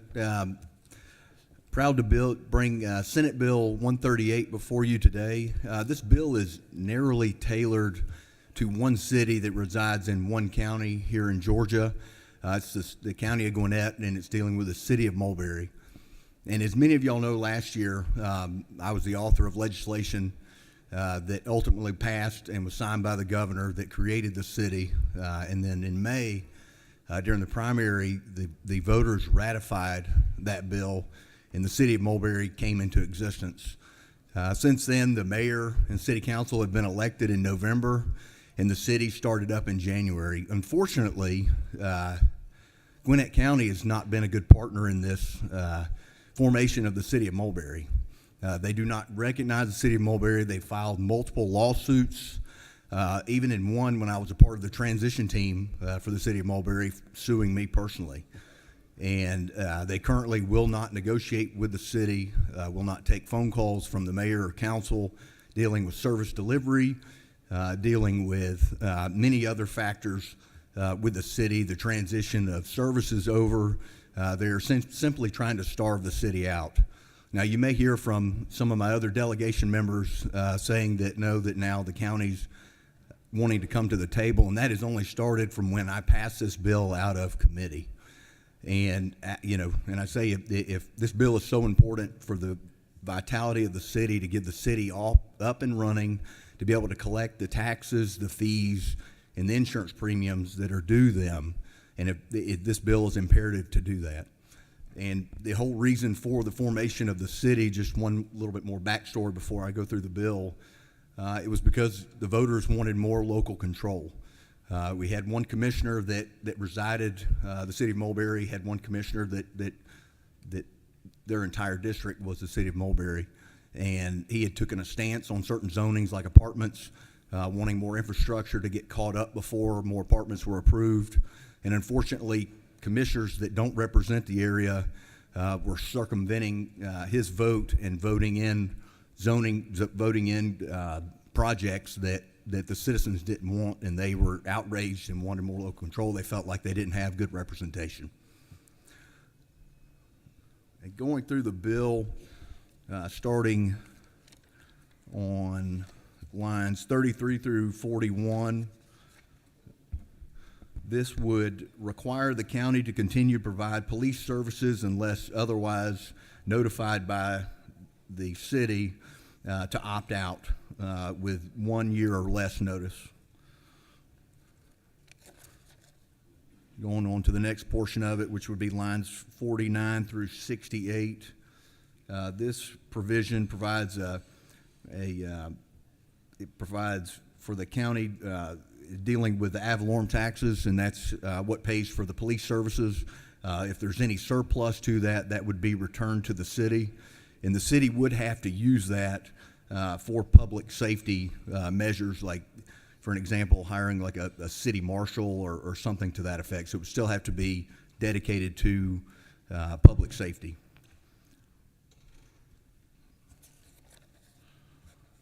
And the fourth provision would be lines 69 through 77. And then this requires the county to continue to maintain the roads during the transition period. And as many of you know, and if you don't know, when a city's formed, the transition period is a 2-year process as the city gets up and running and services are handed over to the city, from the county to the city. And the reason for this provision is, you know, we're already having issues on county roads where, for example, there's a stop sign that was knocked down, and the county is refusing to come and replace that sign because it's in the city of Mulberry. This would just make them adhere to the transition process and that statute.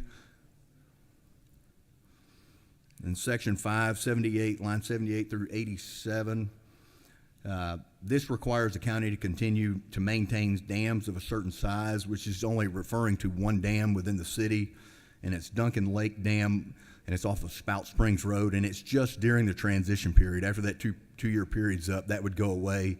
And then also it has nothing to do with any of the other stormwater services dealing with detention ponds or other dams or anything like that in neighborhoods. The city would already take over that and be in full control of that. So it is just for that one lake and that one dam.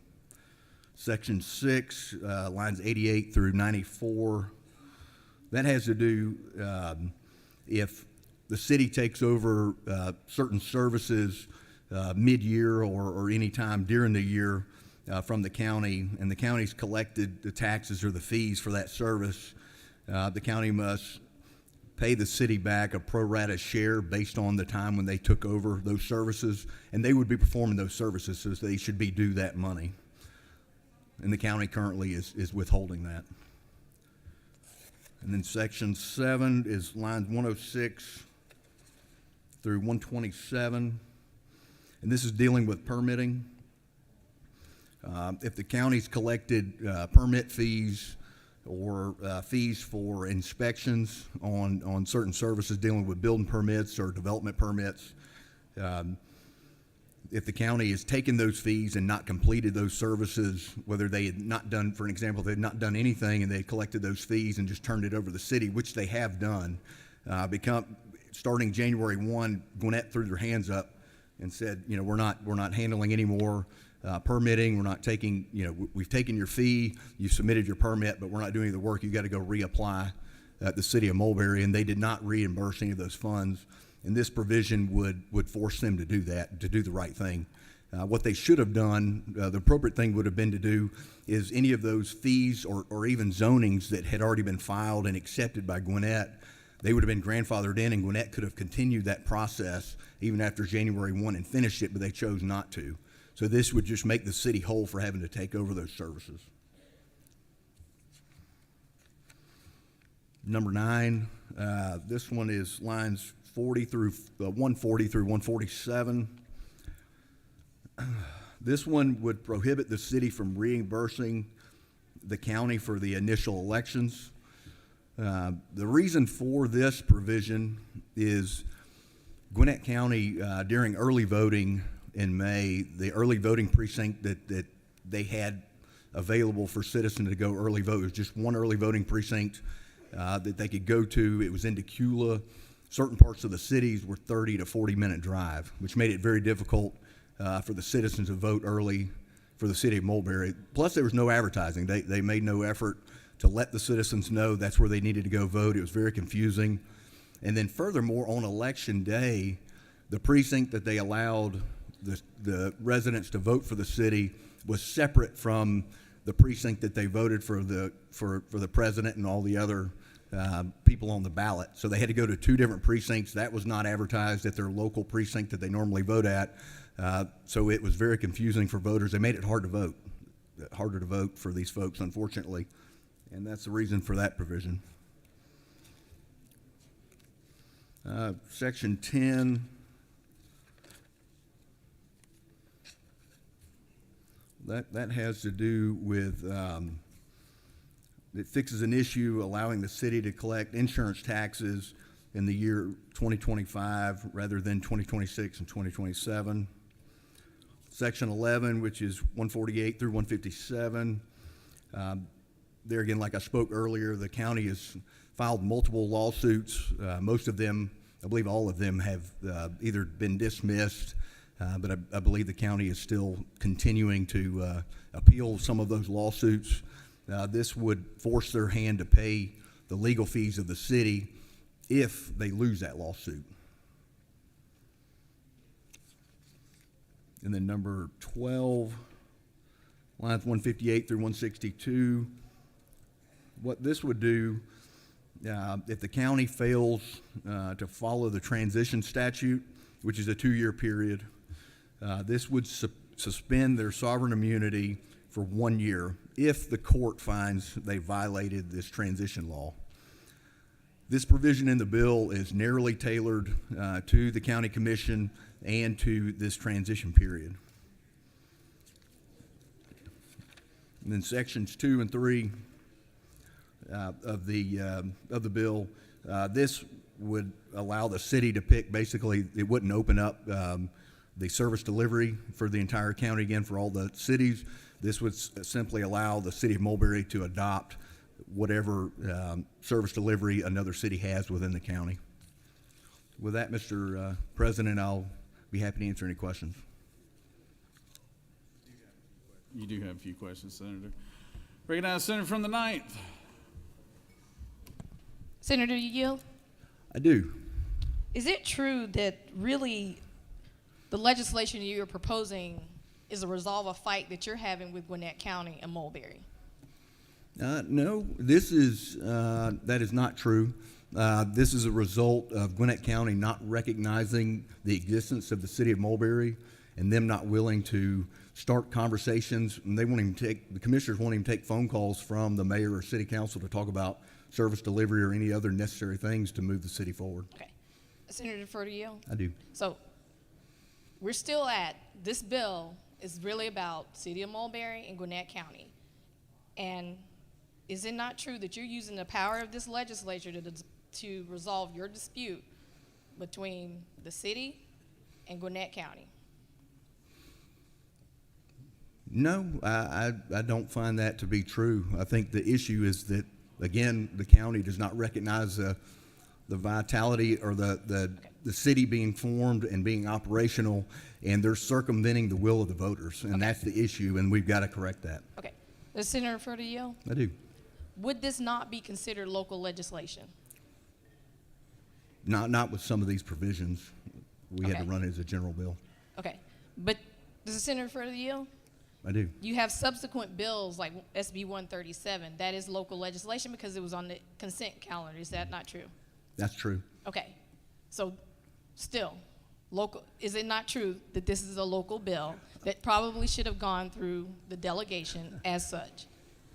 Yeah, actually, if I could have ran this, my good friend from the 9th, if I could have ran this as local legislation, I would actually be the only senator affected by it. So that's why Senate Bill 137 is actually passed through on a consent calendar. If I could have done that, I would have happily done that. Okay.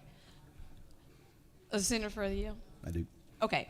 So there is some very highly specific conditions, and we know this is specifically tailored to a single case between Mulberry and Gwinnett County, and that's on lines 1 through 5 and lines 25 and 29. The concern here is this bill only applies to counties as stated with 15 municipalities, and that would include Gwinnett County. It's craftily written. So are you not concerned that this is going to create a legal precedent for more specific, for more location-specific legislation, because we represent 159 counties? So are you not concerned that this will set a pattern, that any time a city has a dispute with their county, they can just go and now there's a issue here with sovereign immunity.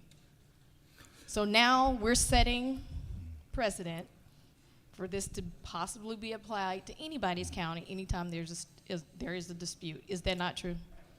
No, this bill has been drafted, there again, narrowly tailored to just Gwinnett County and the city of Mulberry. So, I think it covers that, and simply more with dealing with the sovereign immunity. Like I said, it's narrowed in the bill to just the county commission, and also dealing with this transition period, which is a 2-year period. And as long as the Gwinnett County follows that statute, then they won't lose their sovereign immunity. Okay, Senator, for you, one more question. Yeah. So, further in concern, the bill states that if a municipality is forced into legal action due to the county's failure to comply, or if the third party sues the municipality due to a county-related issue, the county must cover those legal expenses and damages. Do you think it is fair that taxpayers on a broader financial, on a broader scale or broadly, should have that burden? Should that burden be put on taxpayers in Gwinnett County? I would charge back, the 5 or 6 lawsuits that Gwinnett County's placed on the city of Mulberry and myself and the other transition members personally, which cost me personal dollars defending that was a waste of taxpayer dollars throughout Gwinnett. Okay. So, Senator, we're back to this is a personal dispute between Gwinnett County, Mulberry, and you're using the power of this legislature to handle your dispute. No. Okay. If Gwinnett would adhere to the transition statute and recognize that the city of Mulberry's been formed and not trying to circumvent the will of the voters in that area, we won't have an issue. Thank you, Senator. Thank you. Recognize Senator from the 29th. Senator Yield? I do. Senator, how old is the city of Mulberry? So it would be reaching almost 2 months old. Senator, for the Yield? I do, for my good friend from the 29th. Did you go through the process that's required in the Georgia Constitution to create this city of Mulberry? Yes, I did. Senator, was there an election held to create the city of Mulberry? Yes, there was. Who voted in that election? All of the folks that were registered within the city limits of Mulberry that chose to go out and vote that day. Were they Georgia citizens? They were, yes, sir. Were they registered voters? They were. And what percentage of the voters that voted on this chose to create the city of Mulberry? It would have been right at 58%. Of those 58%, how many of them are we responsible for as the Georgia State Senate? All of them.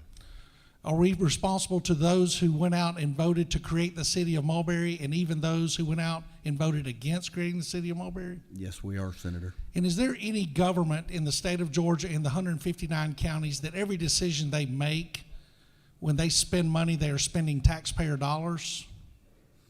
Yes. And Senator, further Yield? I do.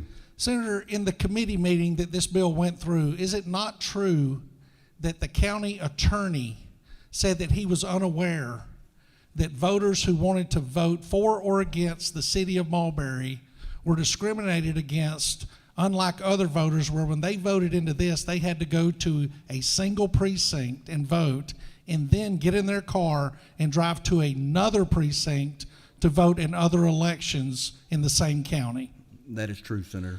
So, Senator, would it be right to say that there's been nothing but blocks put in the way of the rightful citizens of Gwinnett County who followed Georgia law and went out to voted to create the city of Mulberry? That's true. Thank you. Thank you. You do have a couple more questions, Senator. Senator from 36. Oh, she wants to speak to the bill. Never mind. So you have no more questions, Senator. Senator, you can yield. You can yield anytime you're ready. Yes, Oh, she's Mr. going- President, I think I will yield the well. You're going to yield. And then also, I just wanted to let everyone know, as far as Amendment 1, I'm opposed to Amendment 1, dealing with the sovereign immunity, as I stated in the bill, that it is narrowly tailored to this transition period, a 2-year period.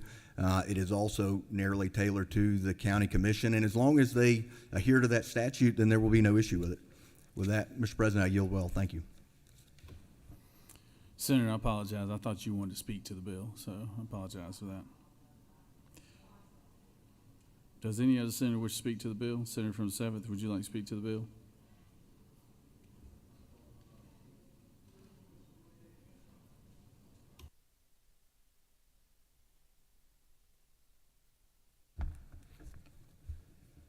Thank you, Mr. President. I rise in opposition to this Senate bill.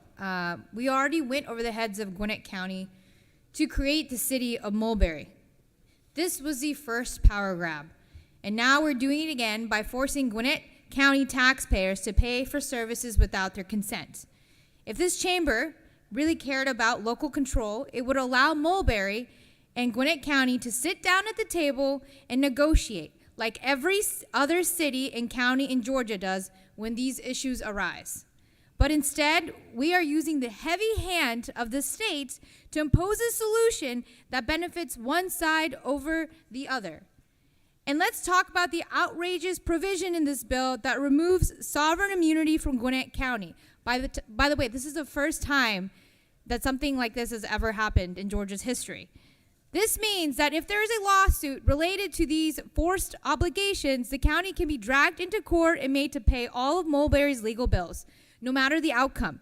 Even if the court rules partially in favor of Gwinnett County, it still has to pay all of the city's legal expenses. That's not fairness, that's not justice, that's legislative favoritism enshrined in law. What precedent are we setting here? Are we now in the business of resolving disputes between every city and county in Georgia? Are we going to micromanage intergovernmental negotiations and override home rule whenever it suits political interests? Because if that's the road we're going down, then every city and county in the state should be concerned. I urge you all, regardless of where you stand on this particular dispute, to vote no on this bill. Because if we allow this kind of interference today, then tomorrow it could be your county, your city, your community that finds itself on the wrong end of state-imposed mandates. This is not the role of the state legislature. Let local governments work out local problems without the states tipping the scales. I yield the well.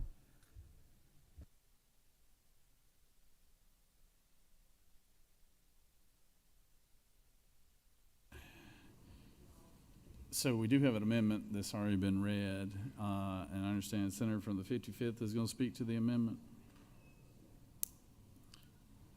You still have okay, well, I recognize you then, Senator. Senator from the 9th.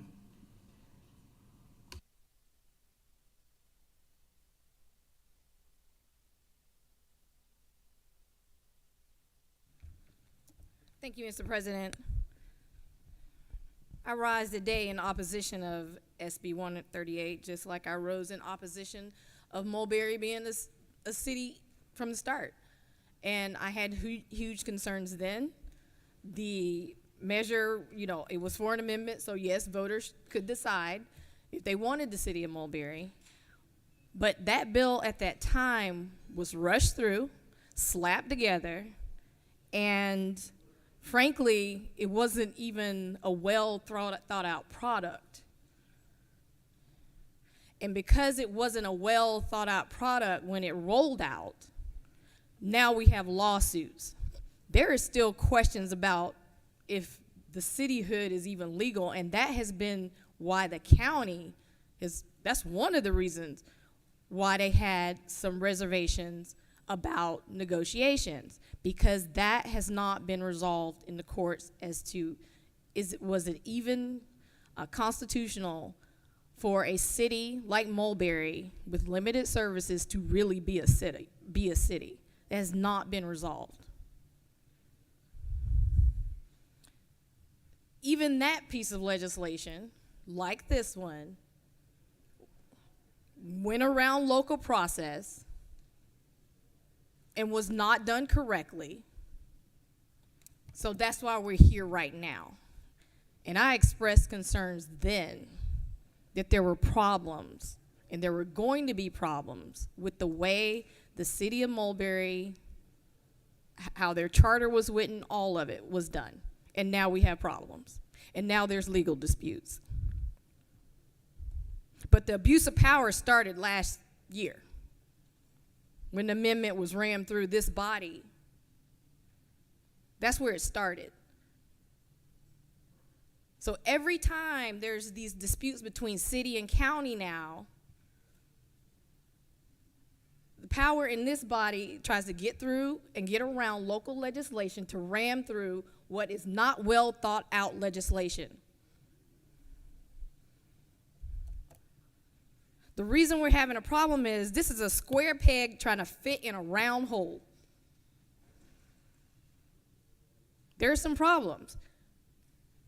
And part of the dispute is because the city of Mulberry really doesn't have it all together, and that's causing some of the strife with them even forming the city and getting their charter together and elections. All these things are happening as a result of this was not a well thought out city from the start. The legislation was rushed through. So steps can be missed. And sometimes if an issue is if you're getting this much opposition and it's costing you this much political capital and money, maybe it's not the right thing to do. That's what my mom always told me. If something seems a little too hard and you're getting a little too much opposition, that might be a sign it is the wrong course.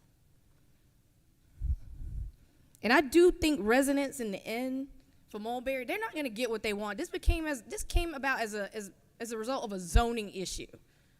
And I do believe in the end, Mulberry will not do what it says it is trying to do, and I do think this is going to cost the residents in that area money. And on the practical point, this bill is an ongoing conflict between the city of Mulberry and Gwinnett County. It is sensitive, it's complex, it should be hashed out between the two parties, and 138 is going to make this situation even worse on every front by using the state power to weigh in on one side of the scale. And this is not how good legislation is supposed to work, and how, if we're really trying to form a city, this is how it's supposed to work. Just because you're not getting what you want, and now you're going to bring it to the floor of all your colleagues because you got 33 votes. Disrespecting the local process of us in the local delegation, and no conversations were even had with us. Just as before when we passed the amendment for Mulberry. It's going to set a dangerous precedent by allowing cities like Mulberry to have nearly unlimited leverage over the county government. They get tax revenue without accepting full responsibility for the services they're supposed to provide. They also get what they want with stormwater, infrastructure, law enforcement coverage, and this bill places a burden on the county to figure out this issue, and it doesn't require the cities to act on any good faith. And what's even more insulting is Mulberry was formed because residents were angry with Gwinnett County. You wanted to separate from Gwinnett County. So now you've figured out, oh, now we need Gwinnett County, but we want our cake and eat it too. Want your city? Go make your own city work the way you want it to work. You don't need the county. That's why you wanted a city. It also creates an unequal system of preference for new cities that are allowed to negotiate on this unfair playing field versus cities that have already existed for years and formed their cities in the right way. And that's not even talking about the language that's forcing county to foot the legal bills for the cities. It is a slap in the face to Gwinnett County. The city of Mulberry has consistently walked directly into mistake after mistake with their leaders, and their leaders were warned, and now they want Gwinnett taxpayers to foot the bill. But on a higher level, we have to stop abusing the system surrounding general legislation versus local legislation, because at some point, 33 won't be your number.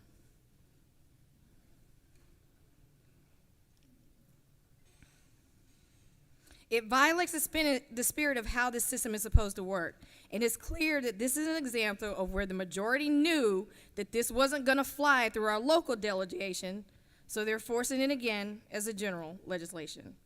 I oppose the way that things are supposed to stay local until the majority party wants to force a solution to their dispute between a city and a county.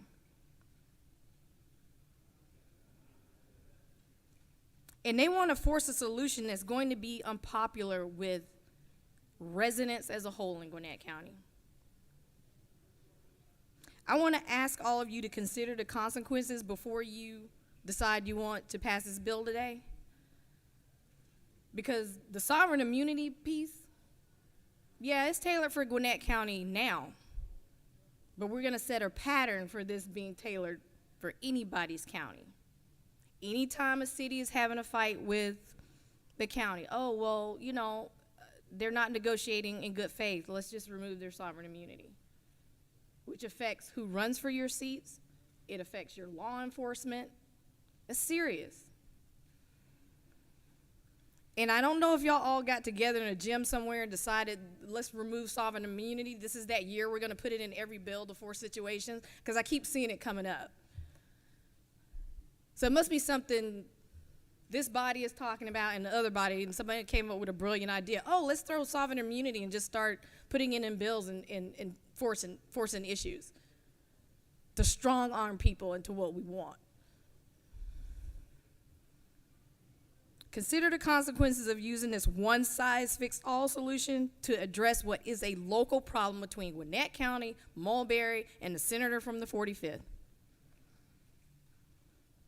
This state's intrusion is not welcome, and frankly, it's bad policy. And with that, Mr. President, I yield the will. The senator has yielded. Does any senator wish to speak for or against the measure? Recognize the senator from the 55th to speak to the amendment that's already been read by the secretary.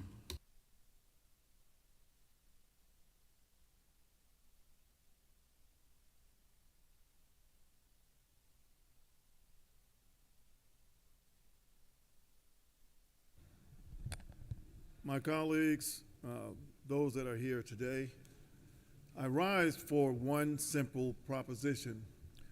I do serve a part of Gwinnett County, and I heard about this issue just a couple of days ago.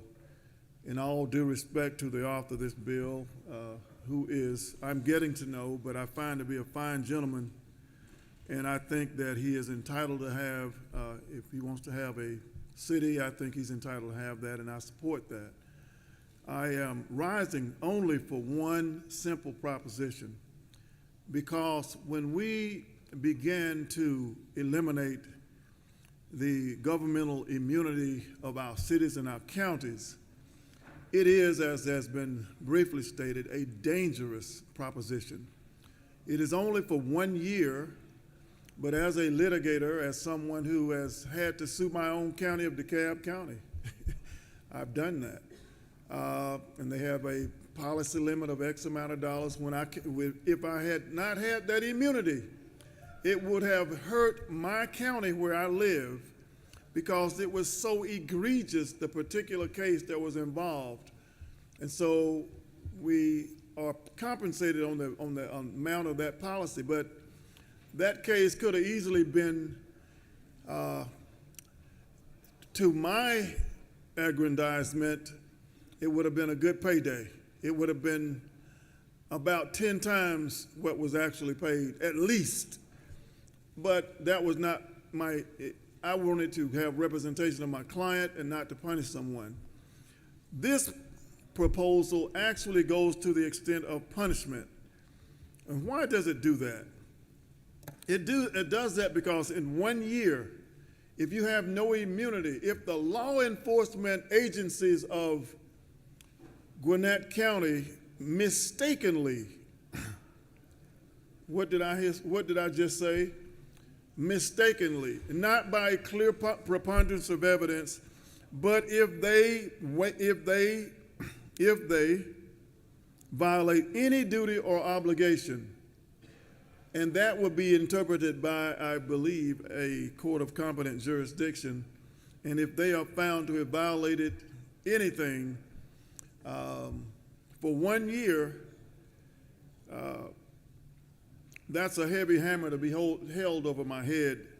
And I stand here for the single proposition of protecting every county in Georgia, because this is a general bill. I was not here when the fight was going on and how one side did this and that and the other, but I even thought, should we even have a mediator? I wanted some time to even try to go and talk to the county myself, because this is not good policy for a city and a county to be fighting each other. It's just not. It's not helping anyone. And should we appoint not a county guardian or a county conservator, should we appoint a county mediator to just mediate and say, guys, come and sit at the same table and work this thing out? Appoint the lieutenant governor. Appoint someone to bring these parties together, because it is not helping any party. And if we have another matter at another part of this county, part of this state,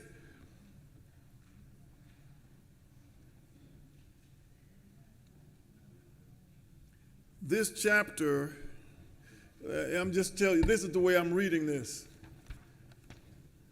This act is in a chapter dealing with municipalities. And as an attorney, I want to say something.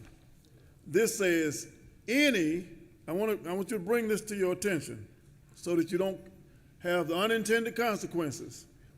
It says any duty or, it says, in the event that a county, I want to say that a county because it has to be written in that way to apply to every county in Georgia. It says a county, but then it says a violation of this from this chapter. This chapter does not limit itself to this small issue dealing with Gwinnett and Mulberry. This deals with the entire chapter. And every county involved in Georgia is covered by this chapter. This is something, and I'm sorry that I'm coming at the tail end of it, because to get in this posture, I'm sure a whole lot, if you're not returning phone calls, that's a serious problem. That's a very serious problem. And I understand the frustration if someone is not returning phone calls. But I would say that this goes a little too far, to the extent that every county is impacted by this bill. Every county. Because if you are a county and you are impacted by this chapter, then there is a very terse understanding of the law to apply, to have a finger in the dam that removes sovereign immunity for people who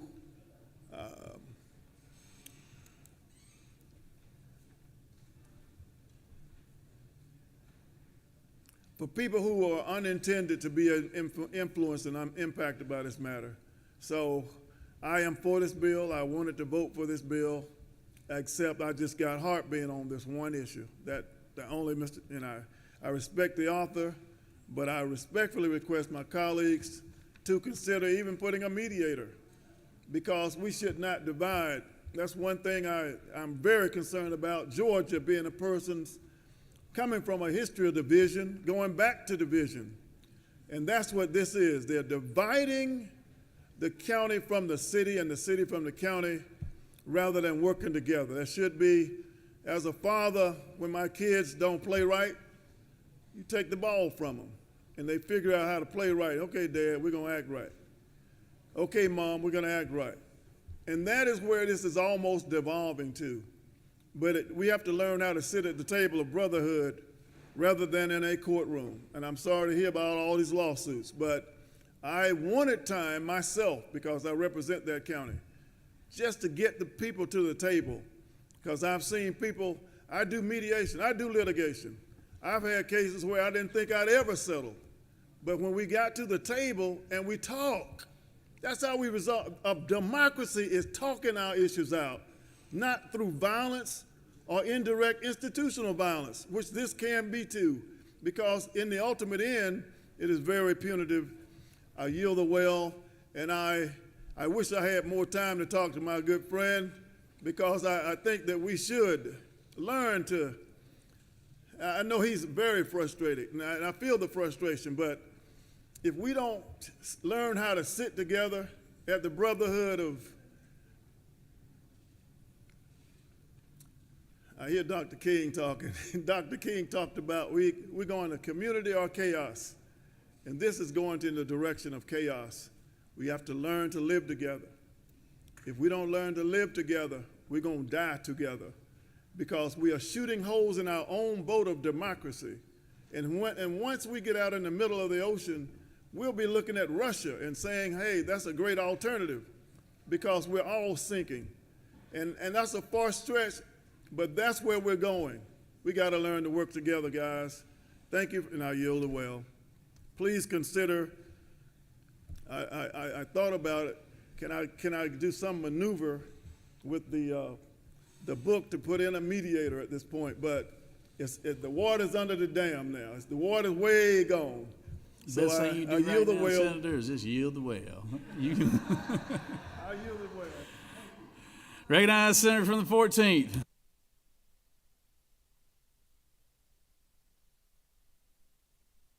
Thank you, Mr. President. And now, Senator from the 45th, after the conclusion of this epic floor debate, we reach an epic choice between two universes, one where Amendment 1 passes and one where Amendment 1 fails. If Amendment 1 passes, I, the Senator from the 14th, will support your legislation. But if Amendment 1 fails, I will be voting no on the legislation.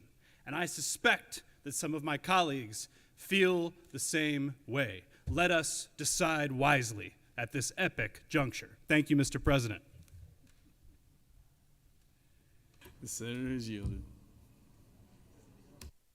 Does any other senator wish to speak for or against the measure? Hearing none. The question is on amendment number 1, authored by the senator from the 9th. Is there objection to amendment number 1? We have an objection.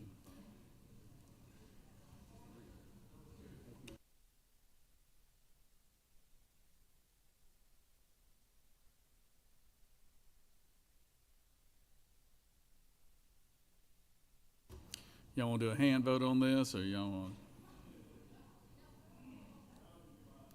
want to put it on the board? All right. All those in favor of amendment number 1, authored by the senator from the 9th, will vote yea. All those opposed, nay. Secretary, unlock the machine.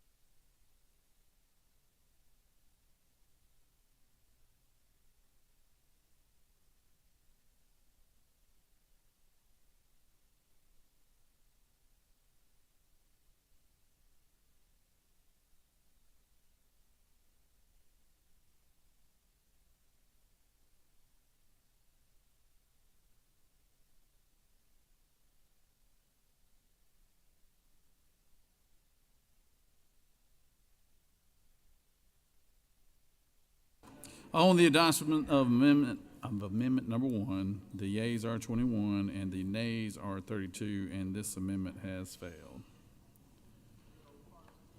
All right, moving on to the underlying bill. Questions on the adoption of the committee substitute. Is there objection to the adoption of the committee substitute? Hearing none, the committee substitute is adopted. Is there objection to agreeing to the report of the committee which is favorable to the passage of the bill? Chair hears none, the report of the committee is agreed to.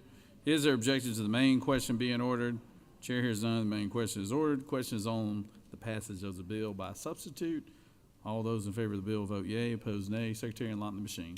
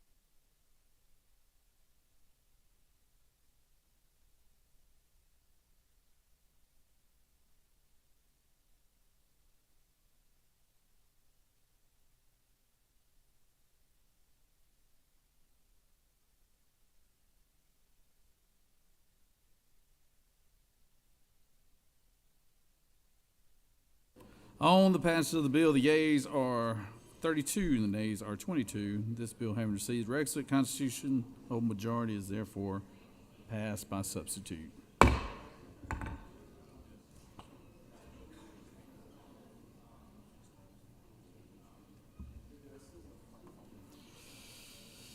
All right, moving on. SR 23, Secretary, read the caption. Senate Resolution 23 by Senators Cowsett of the 46th and others, a resolution applying to the United States Congress to call a convention under Article 5 of the Constitution of the United States limited to proposing an amendment to the Constitution of the United States to set a limit on the number of terms that a person may be elected as a member of the United States House of Representatives, and to set a limit on the number of terms that a person may be elected as a member of the United States Senate, and for other purposes. The Senate Committee on Rules recommends this resolution do pass. Respectfully submitted, Senator Brass of the 6th District Chairman. Mr. President, the minority report has been attached.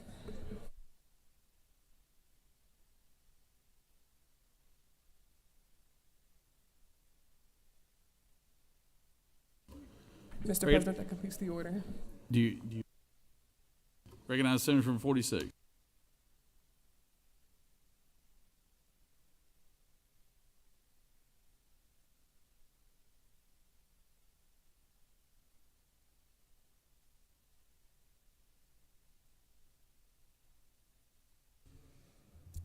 Thank you, Mr. President.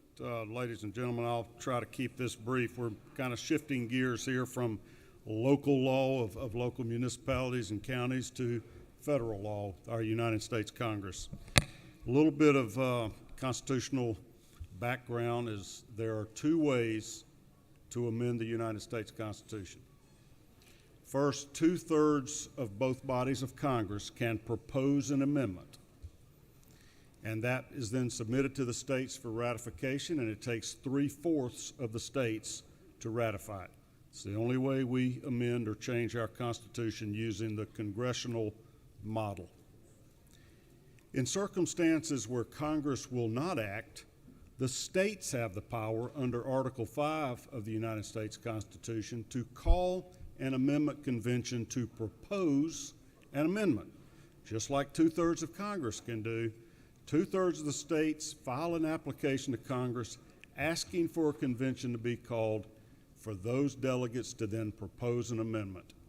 Again, it would be submitted to the states for ratification and require 38 states, or 75% of the states, to pass to amend the Constitution.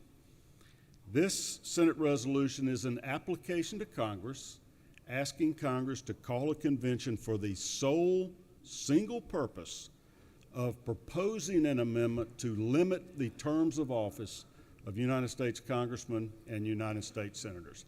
It doesn't say what the length is. That would be agreed upon by the delegates to that convention. This is the type of situation that Congress is not going to act on their own. Our Constitution recognizes that and gives the people a voice where Congress will not. And it is extraordinarily unlikely that Congress would limit their own terms of service. The problem I'm looking to address here is the total dysfunction in the United States Congress that we've experienced really for over a decade now. It is a stalemate, it's infighting, very little is being done to promote the will of the people of this democracy. And I think this will make them get focused. Let us have a say. Do we want this institutionalized bureaucracy, institutionalized office holders that are never defeated? Do you realize that right now over 90% of incumbents are not even challenged and 95% hold their seats? One reason is because money controls federal politics. It is so expensive to run a race where you're representing 800,000 people if you're in Congress, or averaging 7 million people if you're in the Senate. It takes tens of millions of dollars to do that. These congressmen spend about 5 hours a day fundraising so they can hold that seat. 90% of their money comes from political action committees and special interest groups, and that's who controls things. It's not you and me, 1 out of 800,000. One person doesn't make enough difference. Every now and then you find a change agent, somebody like Donald Trump that didn't need money from anybody because he had so much of his own he could run without having to kowtow to special interest. We're in a position now where these special interests contribute 90% of the money to the campaign funds of these incumbents, and they're unbeatable. The statistics prove it. The only way we're going to get turnover and go back to the original intent of our founding fathers and have citizen legislators that go serve their term of duty and then go home is for us to impose some type of limits on the length of time they can serve. There are a few arguments against this that I will just preemptively address.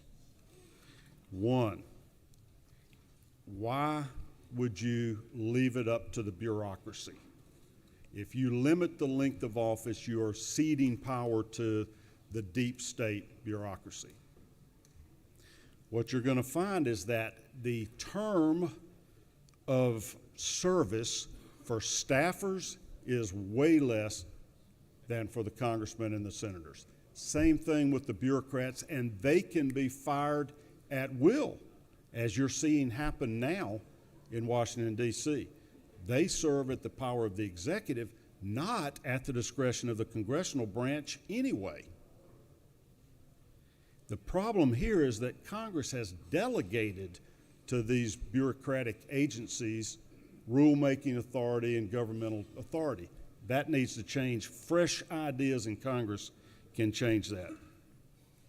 The other that we hear often is, what happens if you have a runaway convention and this constitutional amendment convention gets started and the next thing you know, we've got a communist government coming out of it, or a suggestion that we do that?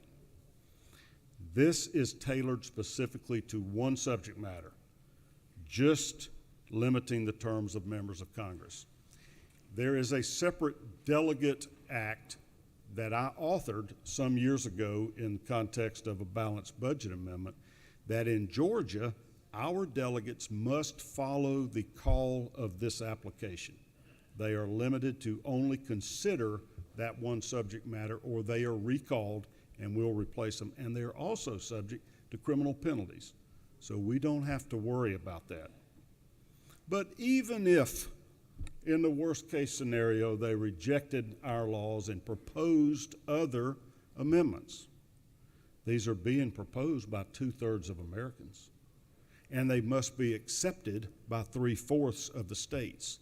It is an unfounded fear to think that you will completely redo the Constitution by having a convention on one subject matter. And people talk back in the Philadelphia, our original constitutional convention. oh, wow, they redrew the whole deal at that time. Well, yeah, they did, because the Articles of Confederation were failing. The reason for that Constitutional Convention was to draft an entire new Constitution. What you have to decide here is, do you believe in democracy or not? Do you believe that the citizens are able to propose a change, and then if 3/4 of the states agree to accept it, we should be able to evolve and change? When the system isn't working, you better. This is our mechanism for doing so. Remember the two numbers. It takes 2/3 of the states to agree to hold this amendment convention for it to even happen. That's 34 states. It takes 3/4, 38 states, to ratify a change. What has happened historically is, once there are enough states where Congress sees the people are serious about this, they want us to change and become functional, and this is a way to accomplish it, they will usually propose an amendment themselves or the change. That's what's happened historically on other ones. Now, I have in front of me a minority report from the minority party opposing this. Let me just give you all a little bit of information before you get too deep and start pushing your buttons on it. This has been polled by the Pew Research Center. That is a nonpartisan group that probably leans left. Most of you would have been. And it comes back with data that over 90% of Americans support this.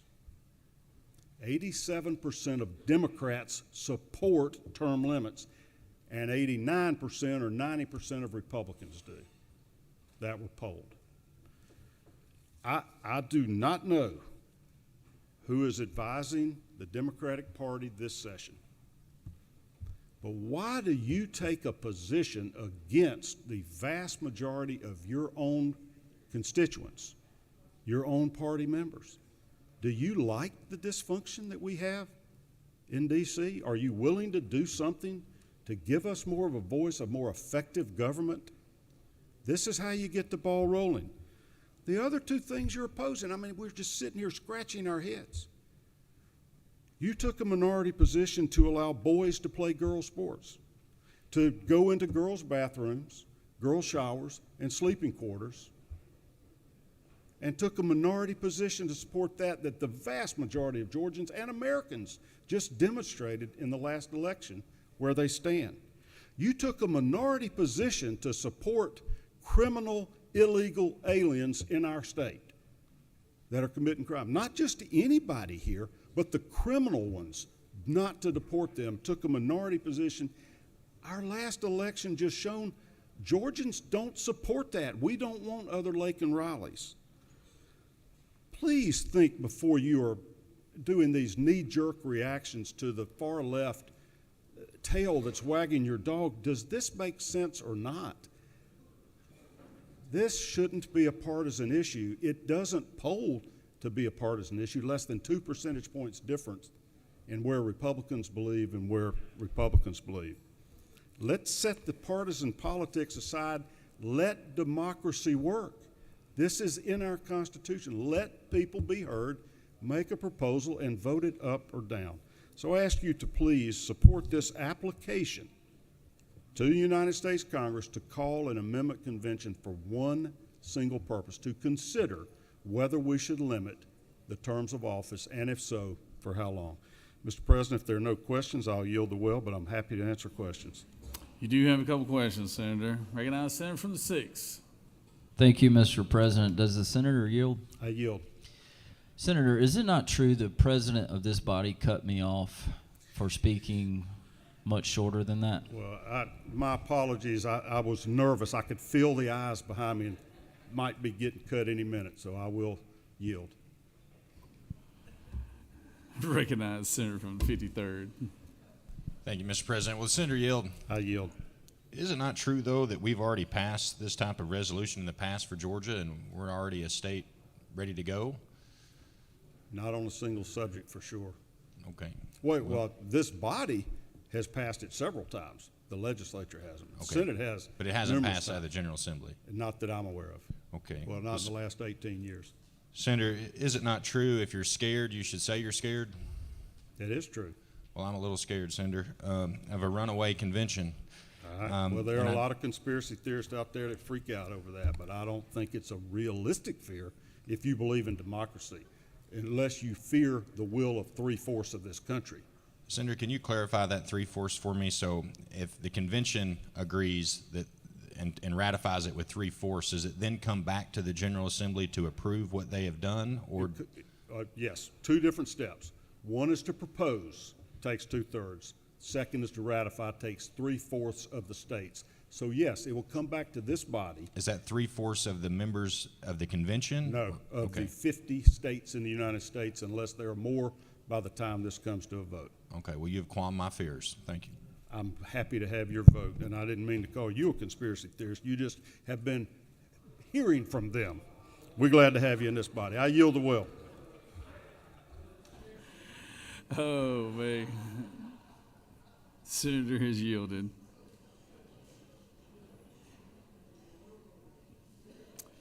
We do have a late arriving amendment. Secretary, read the amendment.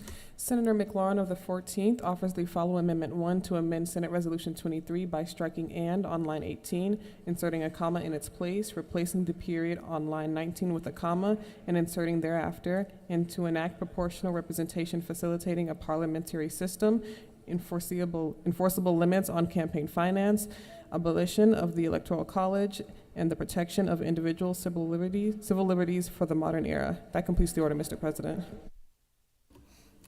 Recognize the Senator from the 14th.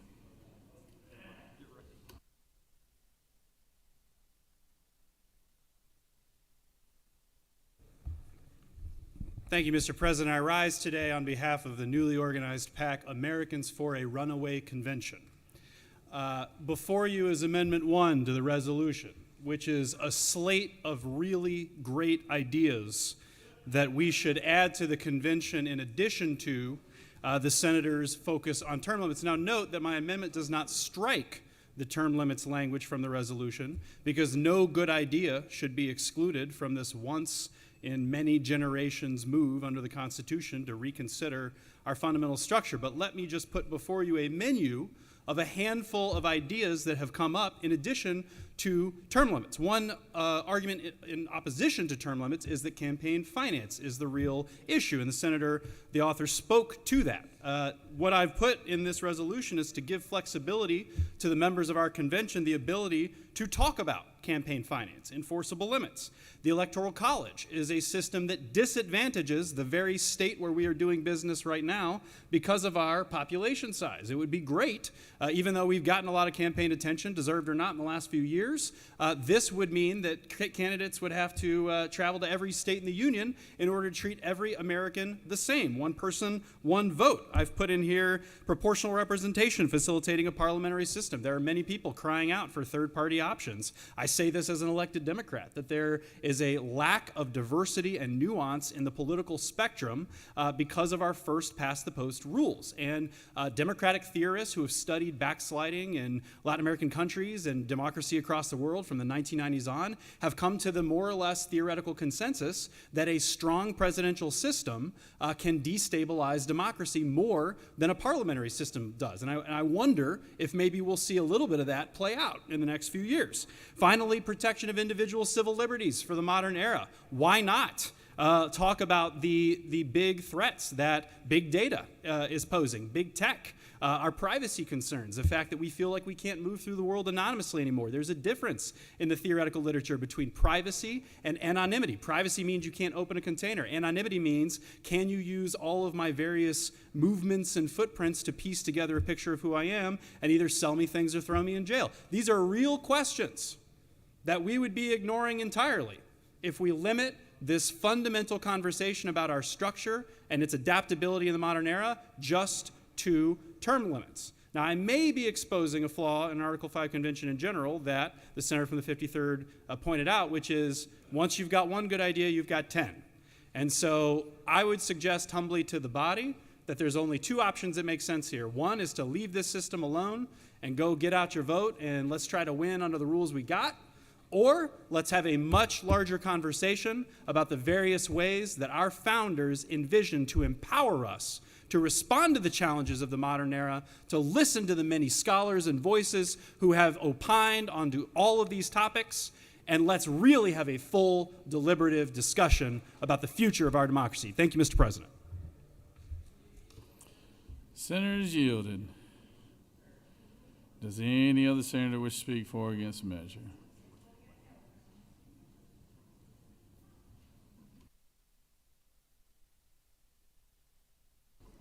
So I understand we do have a minority report.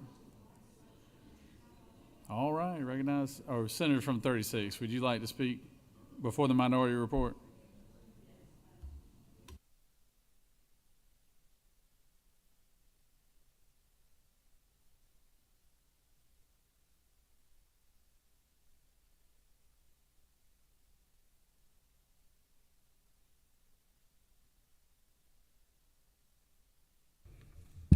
Thank you, Mr.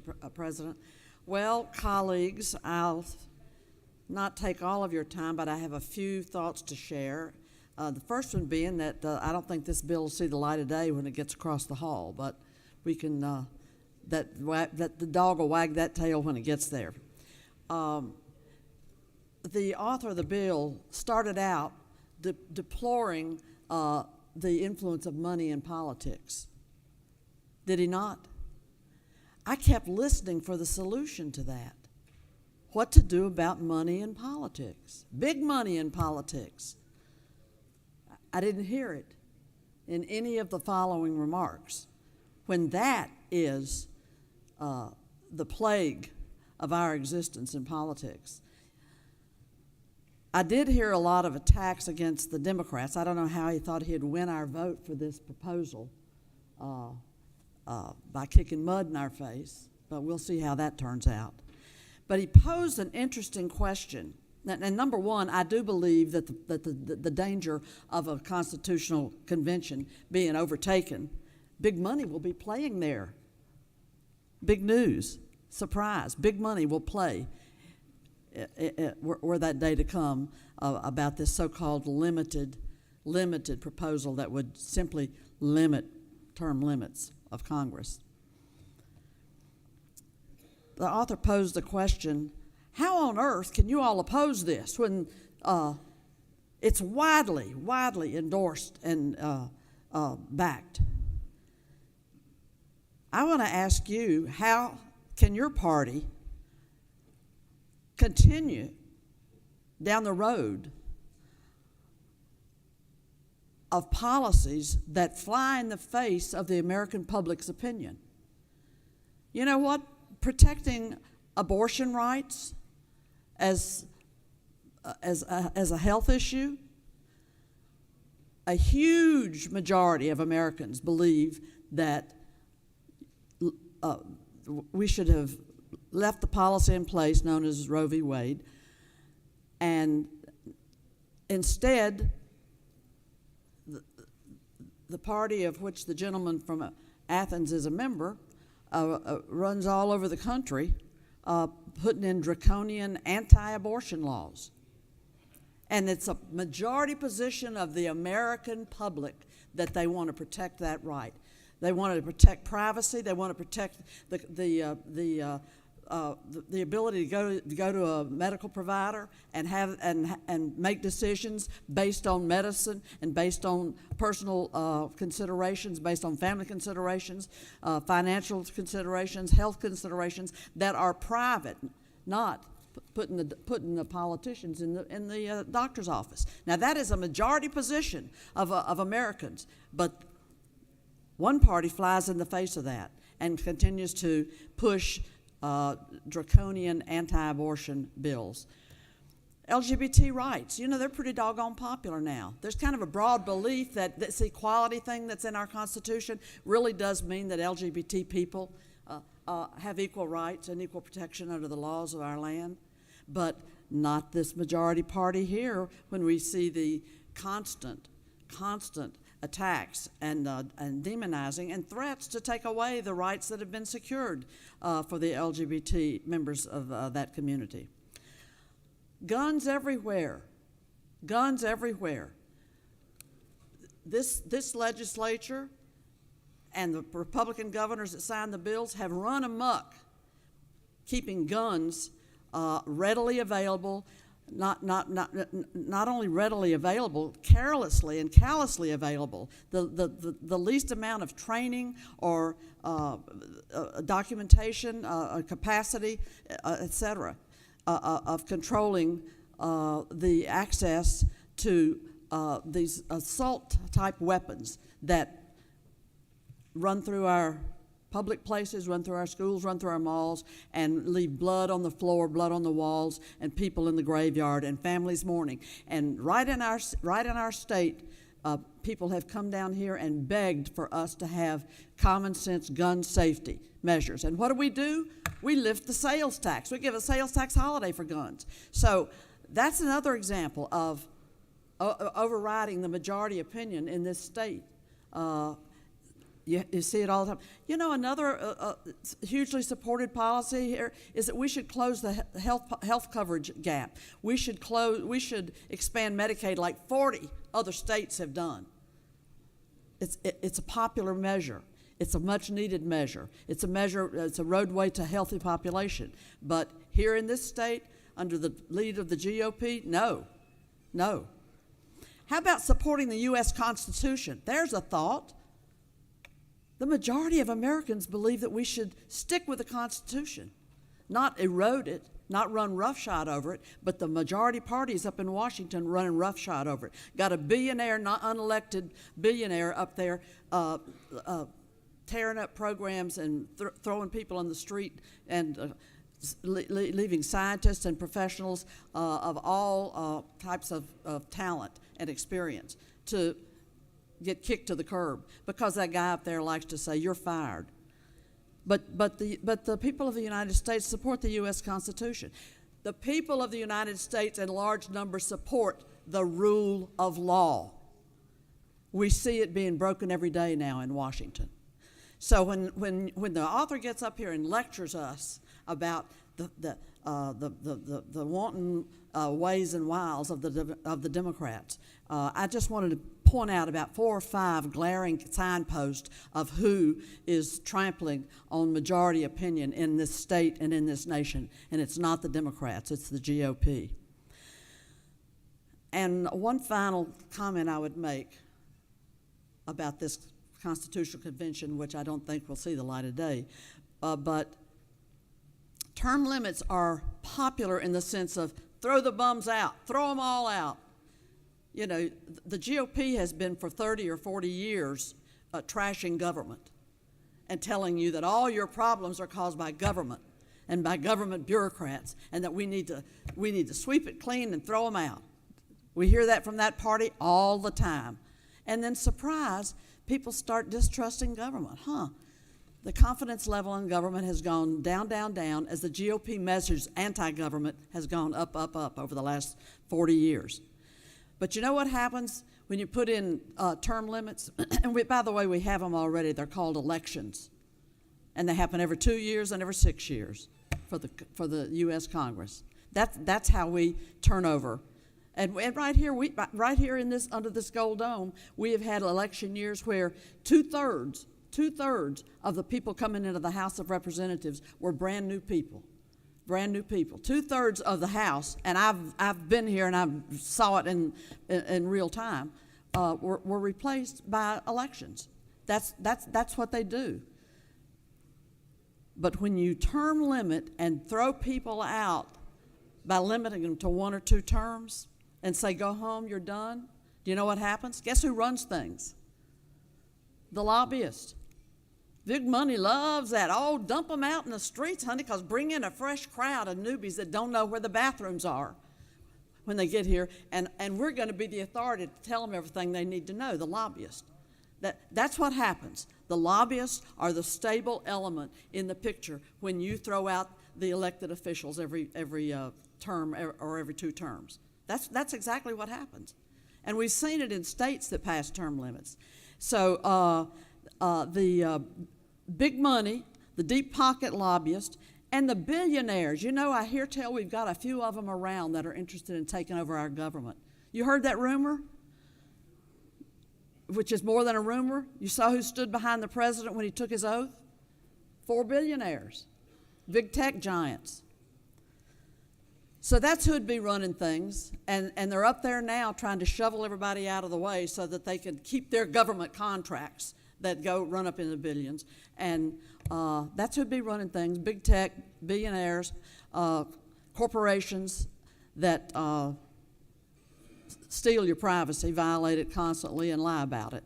That's why term limits are highly questionable, in my opinion. And yes, we know which party is stomping over the majority positions of the American people. It's not the Democrats, it's the GOP. I yield. All right, Senator is yielded. I understand we have a minority report.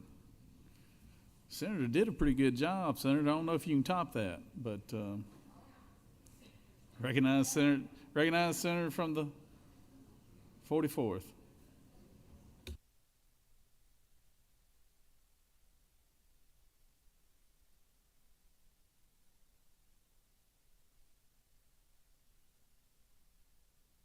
Thank you, Mr. President. I do want to thank the senator from Athens for starting a conversation about what are much needed reforms to our political system. And on the surface, and maybe to many voters, if the poll numbers that he referenced are correct, term limits might seem like a simple or common sense solution.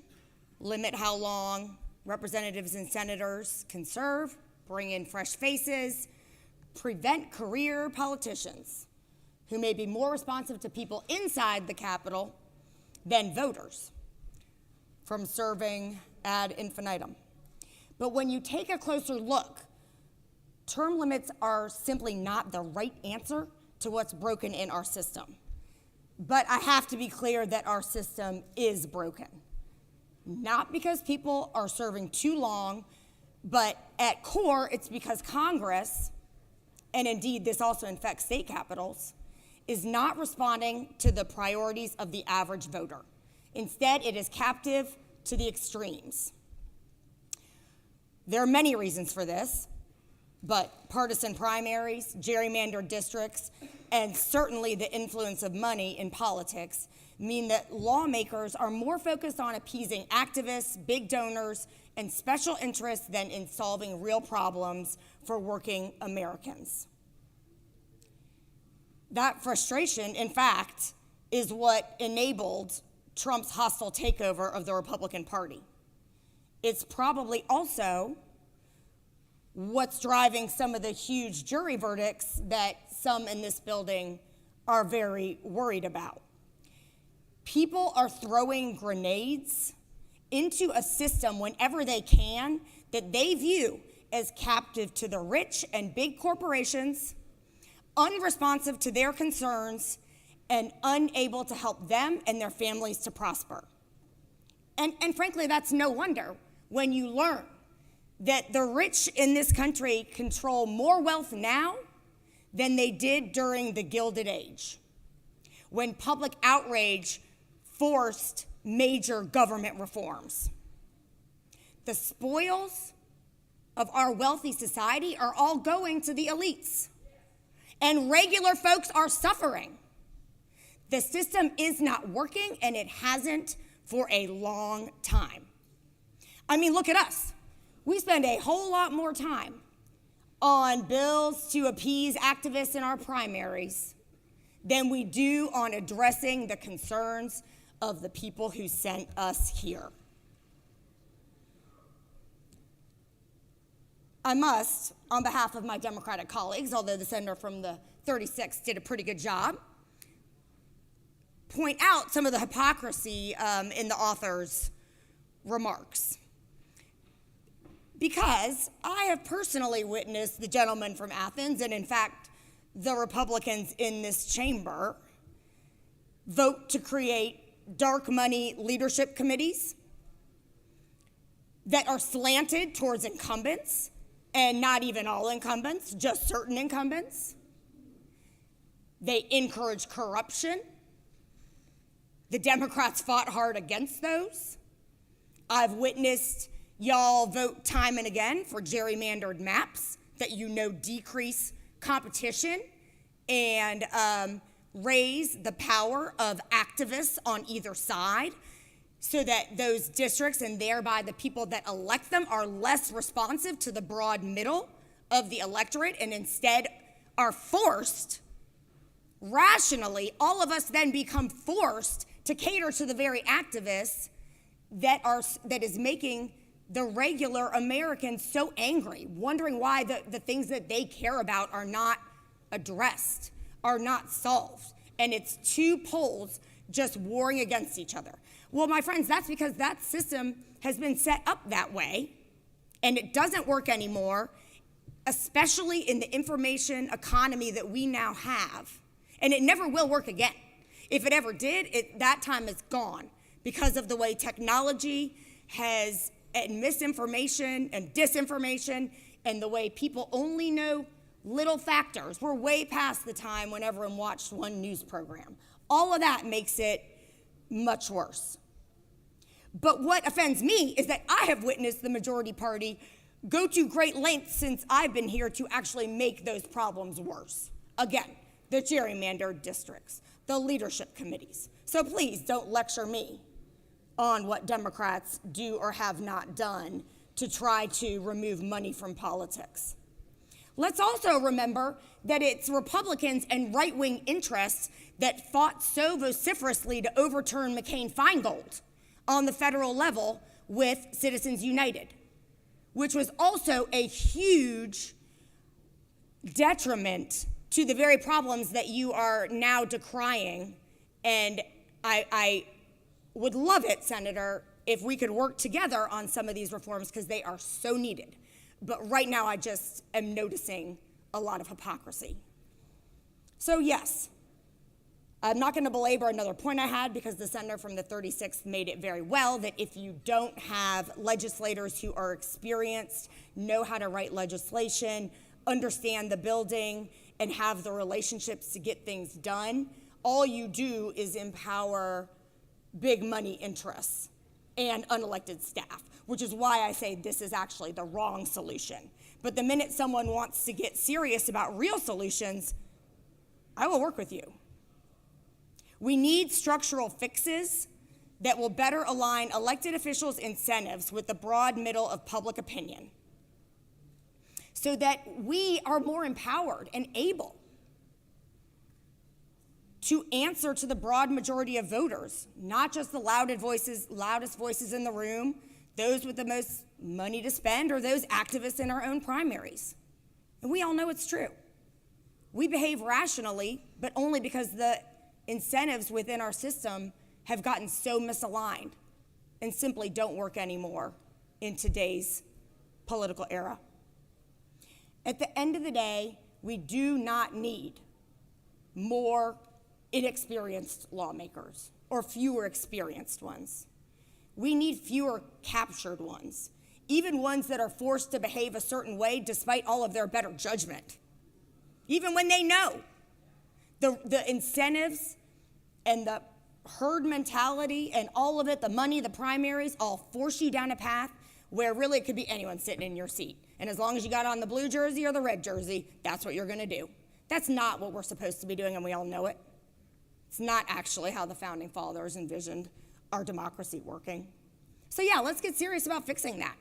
Because until we do, believe me, American voters are gonna keep tossing massive grenades into the political system out of frustration. And yeah, I think we will continue to see massive jury verdicts against corporations. They're screaming and trying to send us a message. You people are not working for us, and they are right.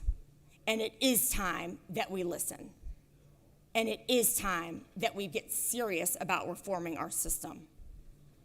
If we are serious about that reform, we're gonna need to go a lot deeper than performative resolutions about term limits during conventions that are never gonna happen. Thank you, Mr. President. I yield the well.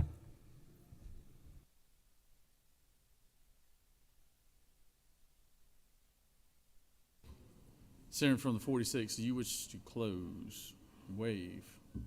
All right, so we're in the posture, we have amendment number 1, authored by the senator from the 14th. Is there objection to amendment number 1? We have objection.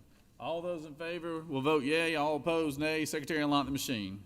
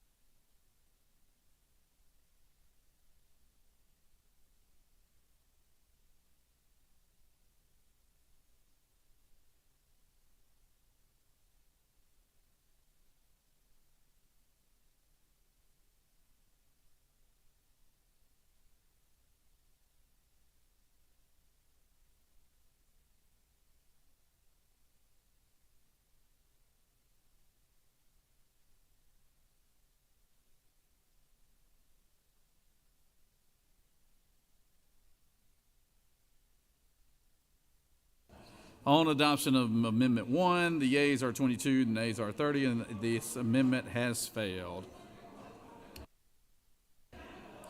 Is there objection to agreeing to the report of the committee, which is favorable to the passage of the resolution, adoption of the resolution? Chair hears none. Report of the committee is agreed to. Is there objection to the main question being ordered? Chair hears none. Main question is ordered. Question is on the adoption of the resolution. All those in favor of the resolution will vote yea. All oppose the resolution, no. Secretary, unlock the machine.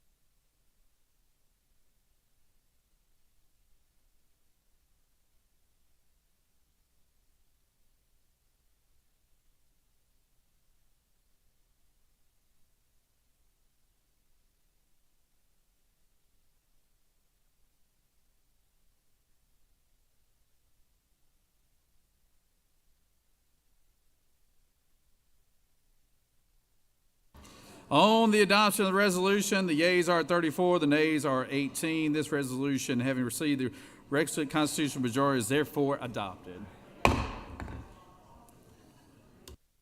Where's my rules chairman? Where's my rules chairman? The next time you put chicken fighting, the city of Mayberry, and whatever else we just did, you and I are going to have problems right here. I never knew it'd take 5 hours to do all that stuff. So, and we got one more. We got the dogs here.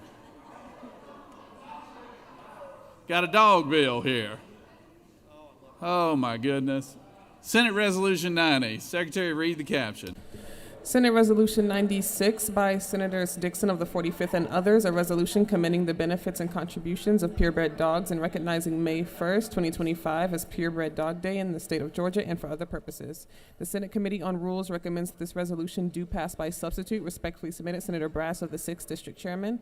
The Senate Committee on Rules offers the following substitute to Senate Resolution 96, a resolution commending the benefits and contributions of purebred dogs and recognizing May 1st, 2025 as Purebred Dog Day at the state capitol and for other purposes.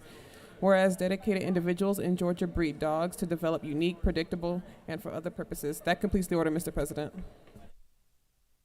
All right, recognize Senator from the 45th.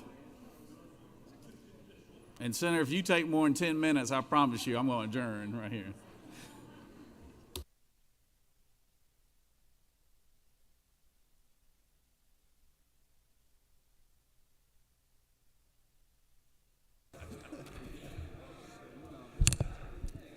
Thank you, Mr. President. I bring Senate Resolution 96 before you today.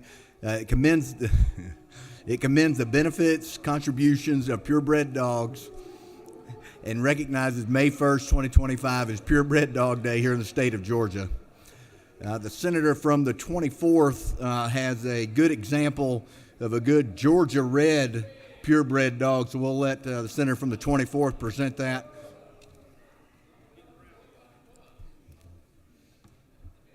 Go dogs!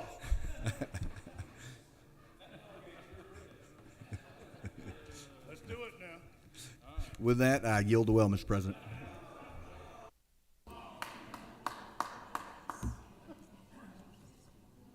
Senator from the 7th, are you really wanting to speak? All right. All right. You guys, what is this bill? I mean, I love dogs. I grew up with dogs. Eisenhower, a beagle, Henry, a corgi, Ruckus, a mutt, a scrappy little Chihuahua Terrier mix who had more personality than most people. They weren't just pets, they were family. And one day I hope to share my dog friends with my son.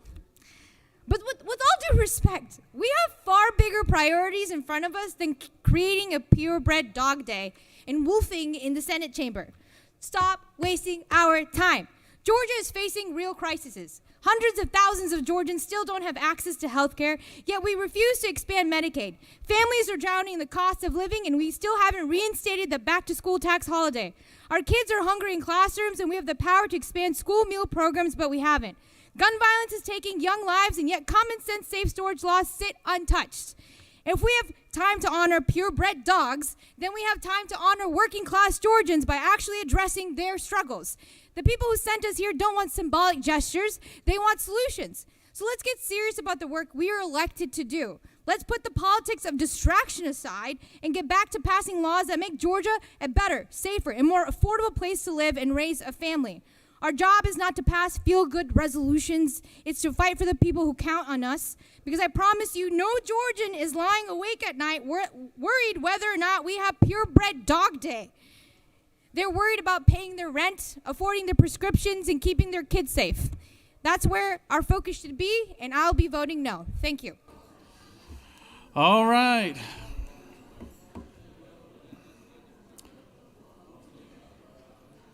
There must be a full moon or something going on right now.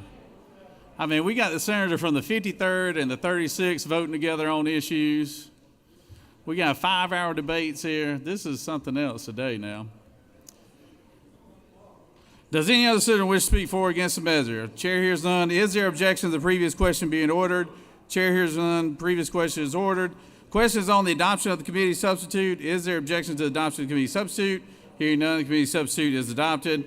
Is there objection to agreeing to the report of the committee which is favorable to the passage of the resolution? Chair hears none. Report of the committee is agreed to. Is there objection to the main question being ordered? Chair hears none. Main question is ordered. The question on the adoption of the resolution. All those in favor vote yea. All opposed nay. Secretary unlock the machine. Senator from the 20th, you have a question, Senator? Senator from the 49th, what purpose do you rise? Mr. President, isn't it true that every dog has his day? Senator knows what he speaks.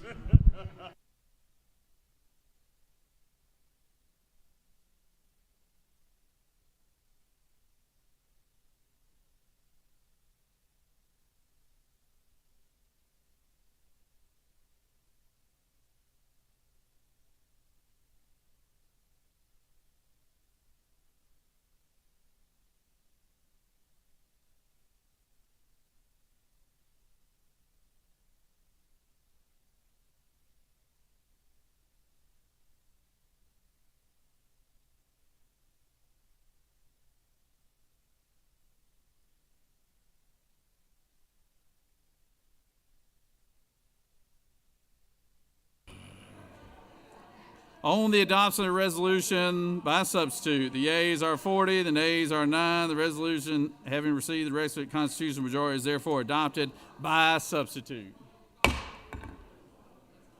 I recognize the majority leader for a motion.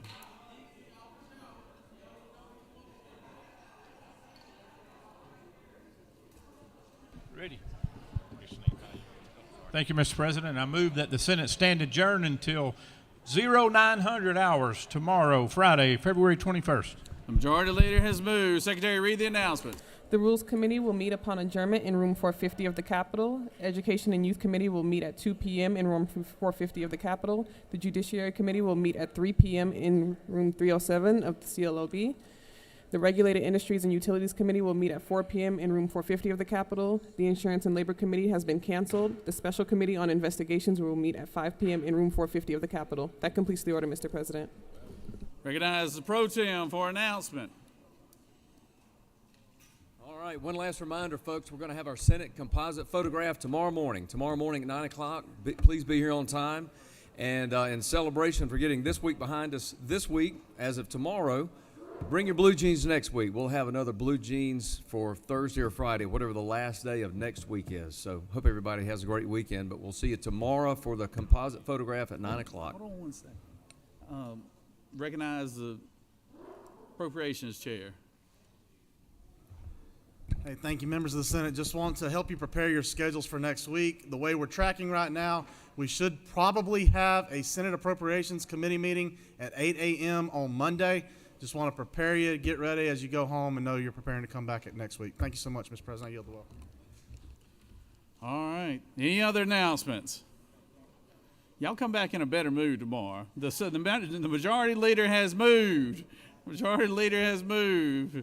All those in favor of the motion signify by signifying aye. All those opposed? The ayes clearly have it. We're adjourned.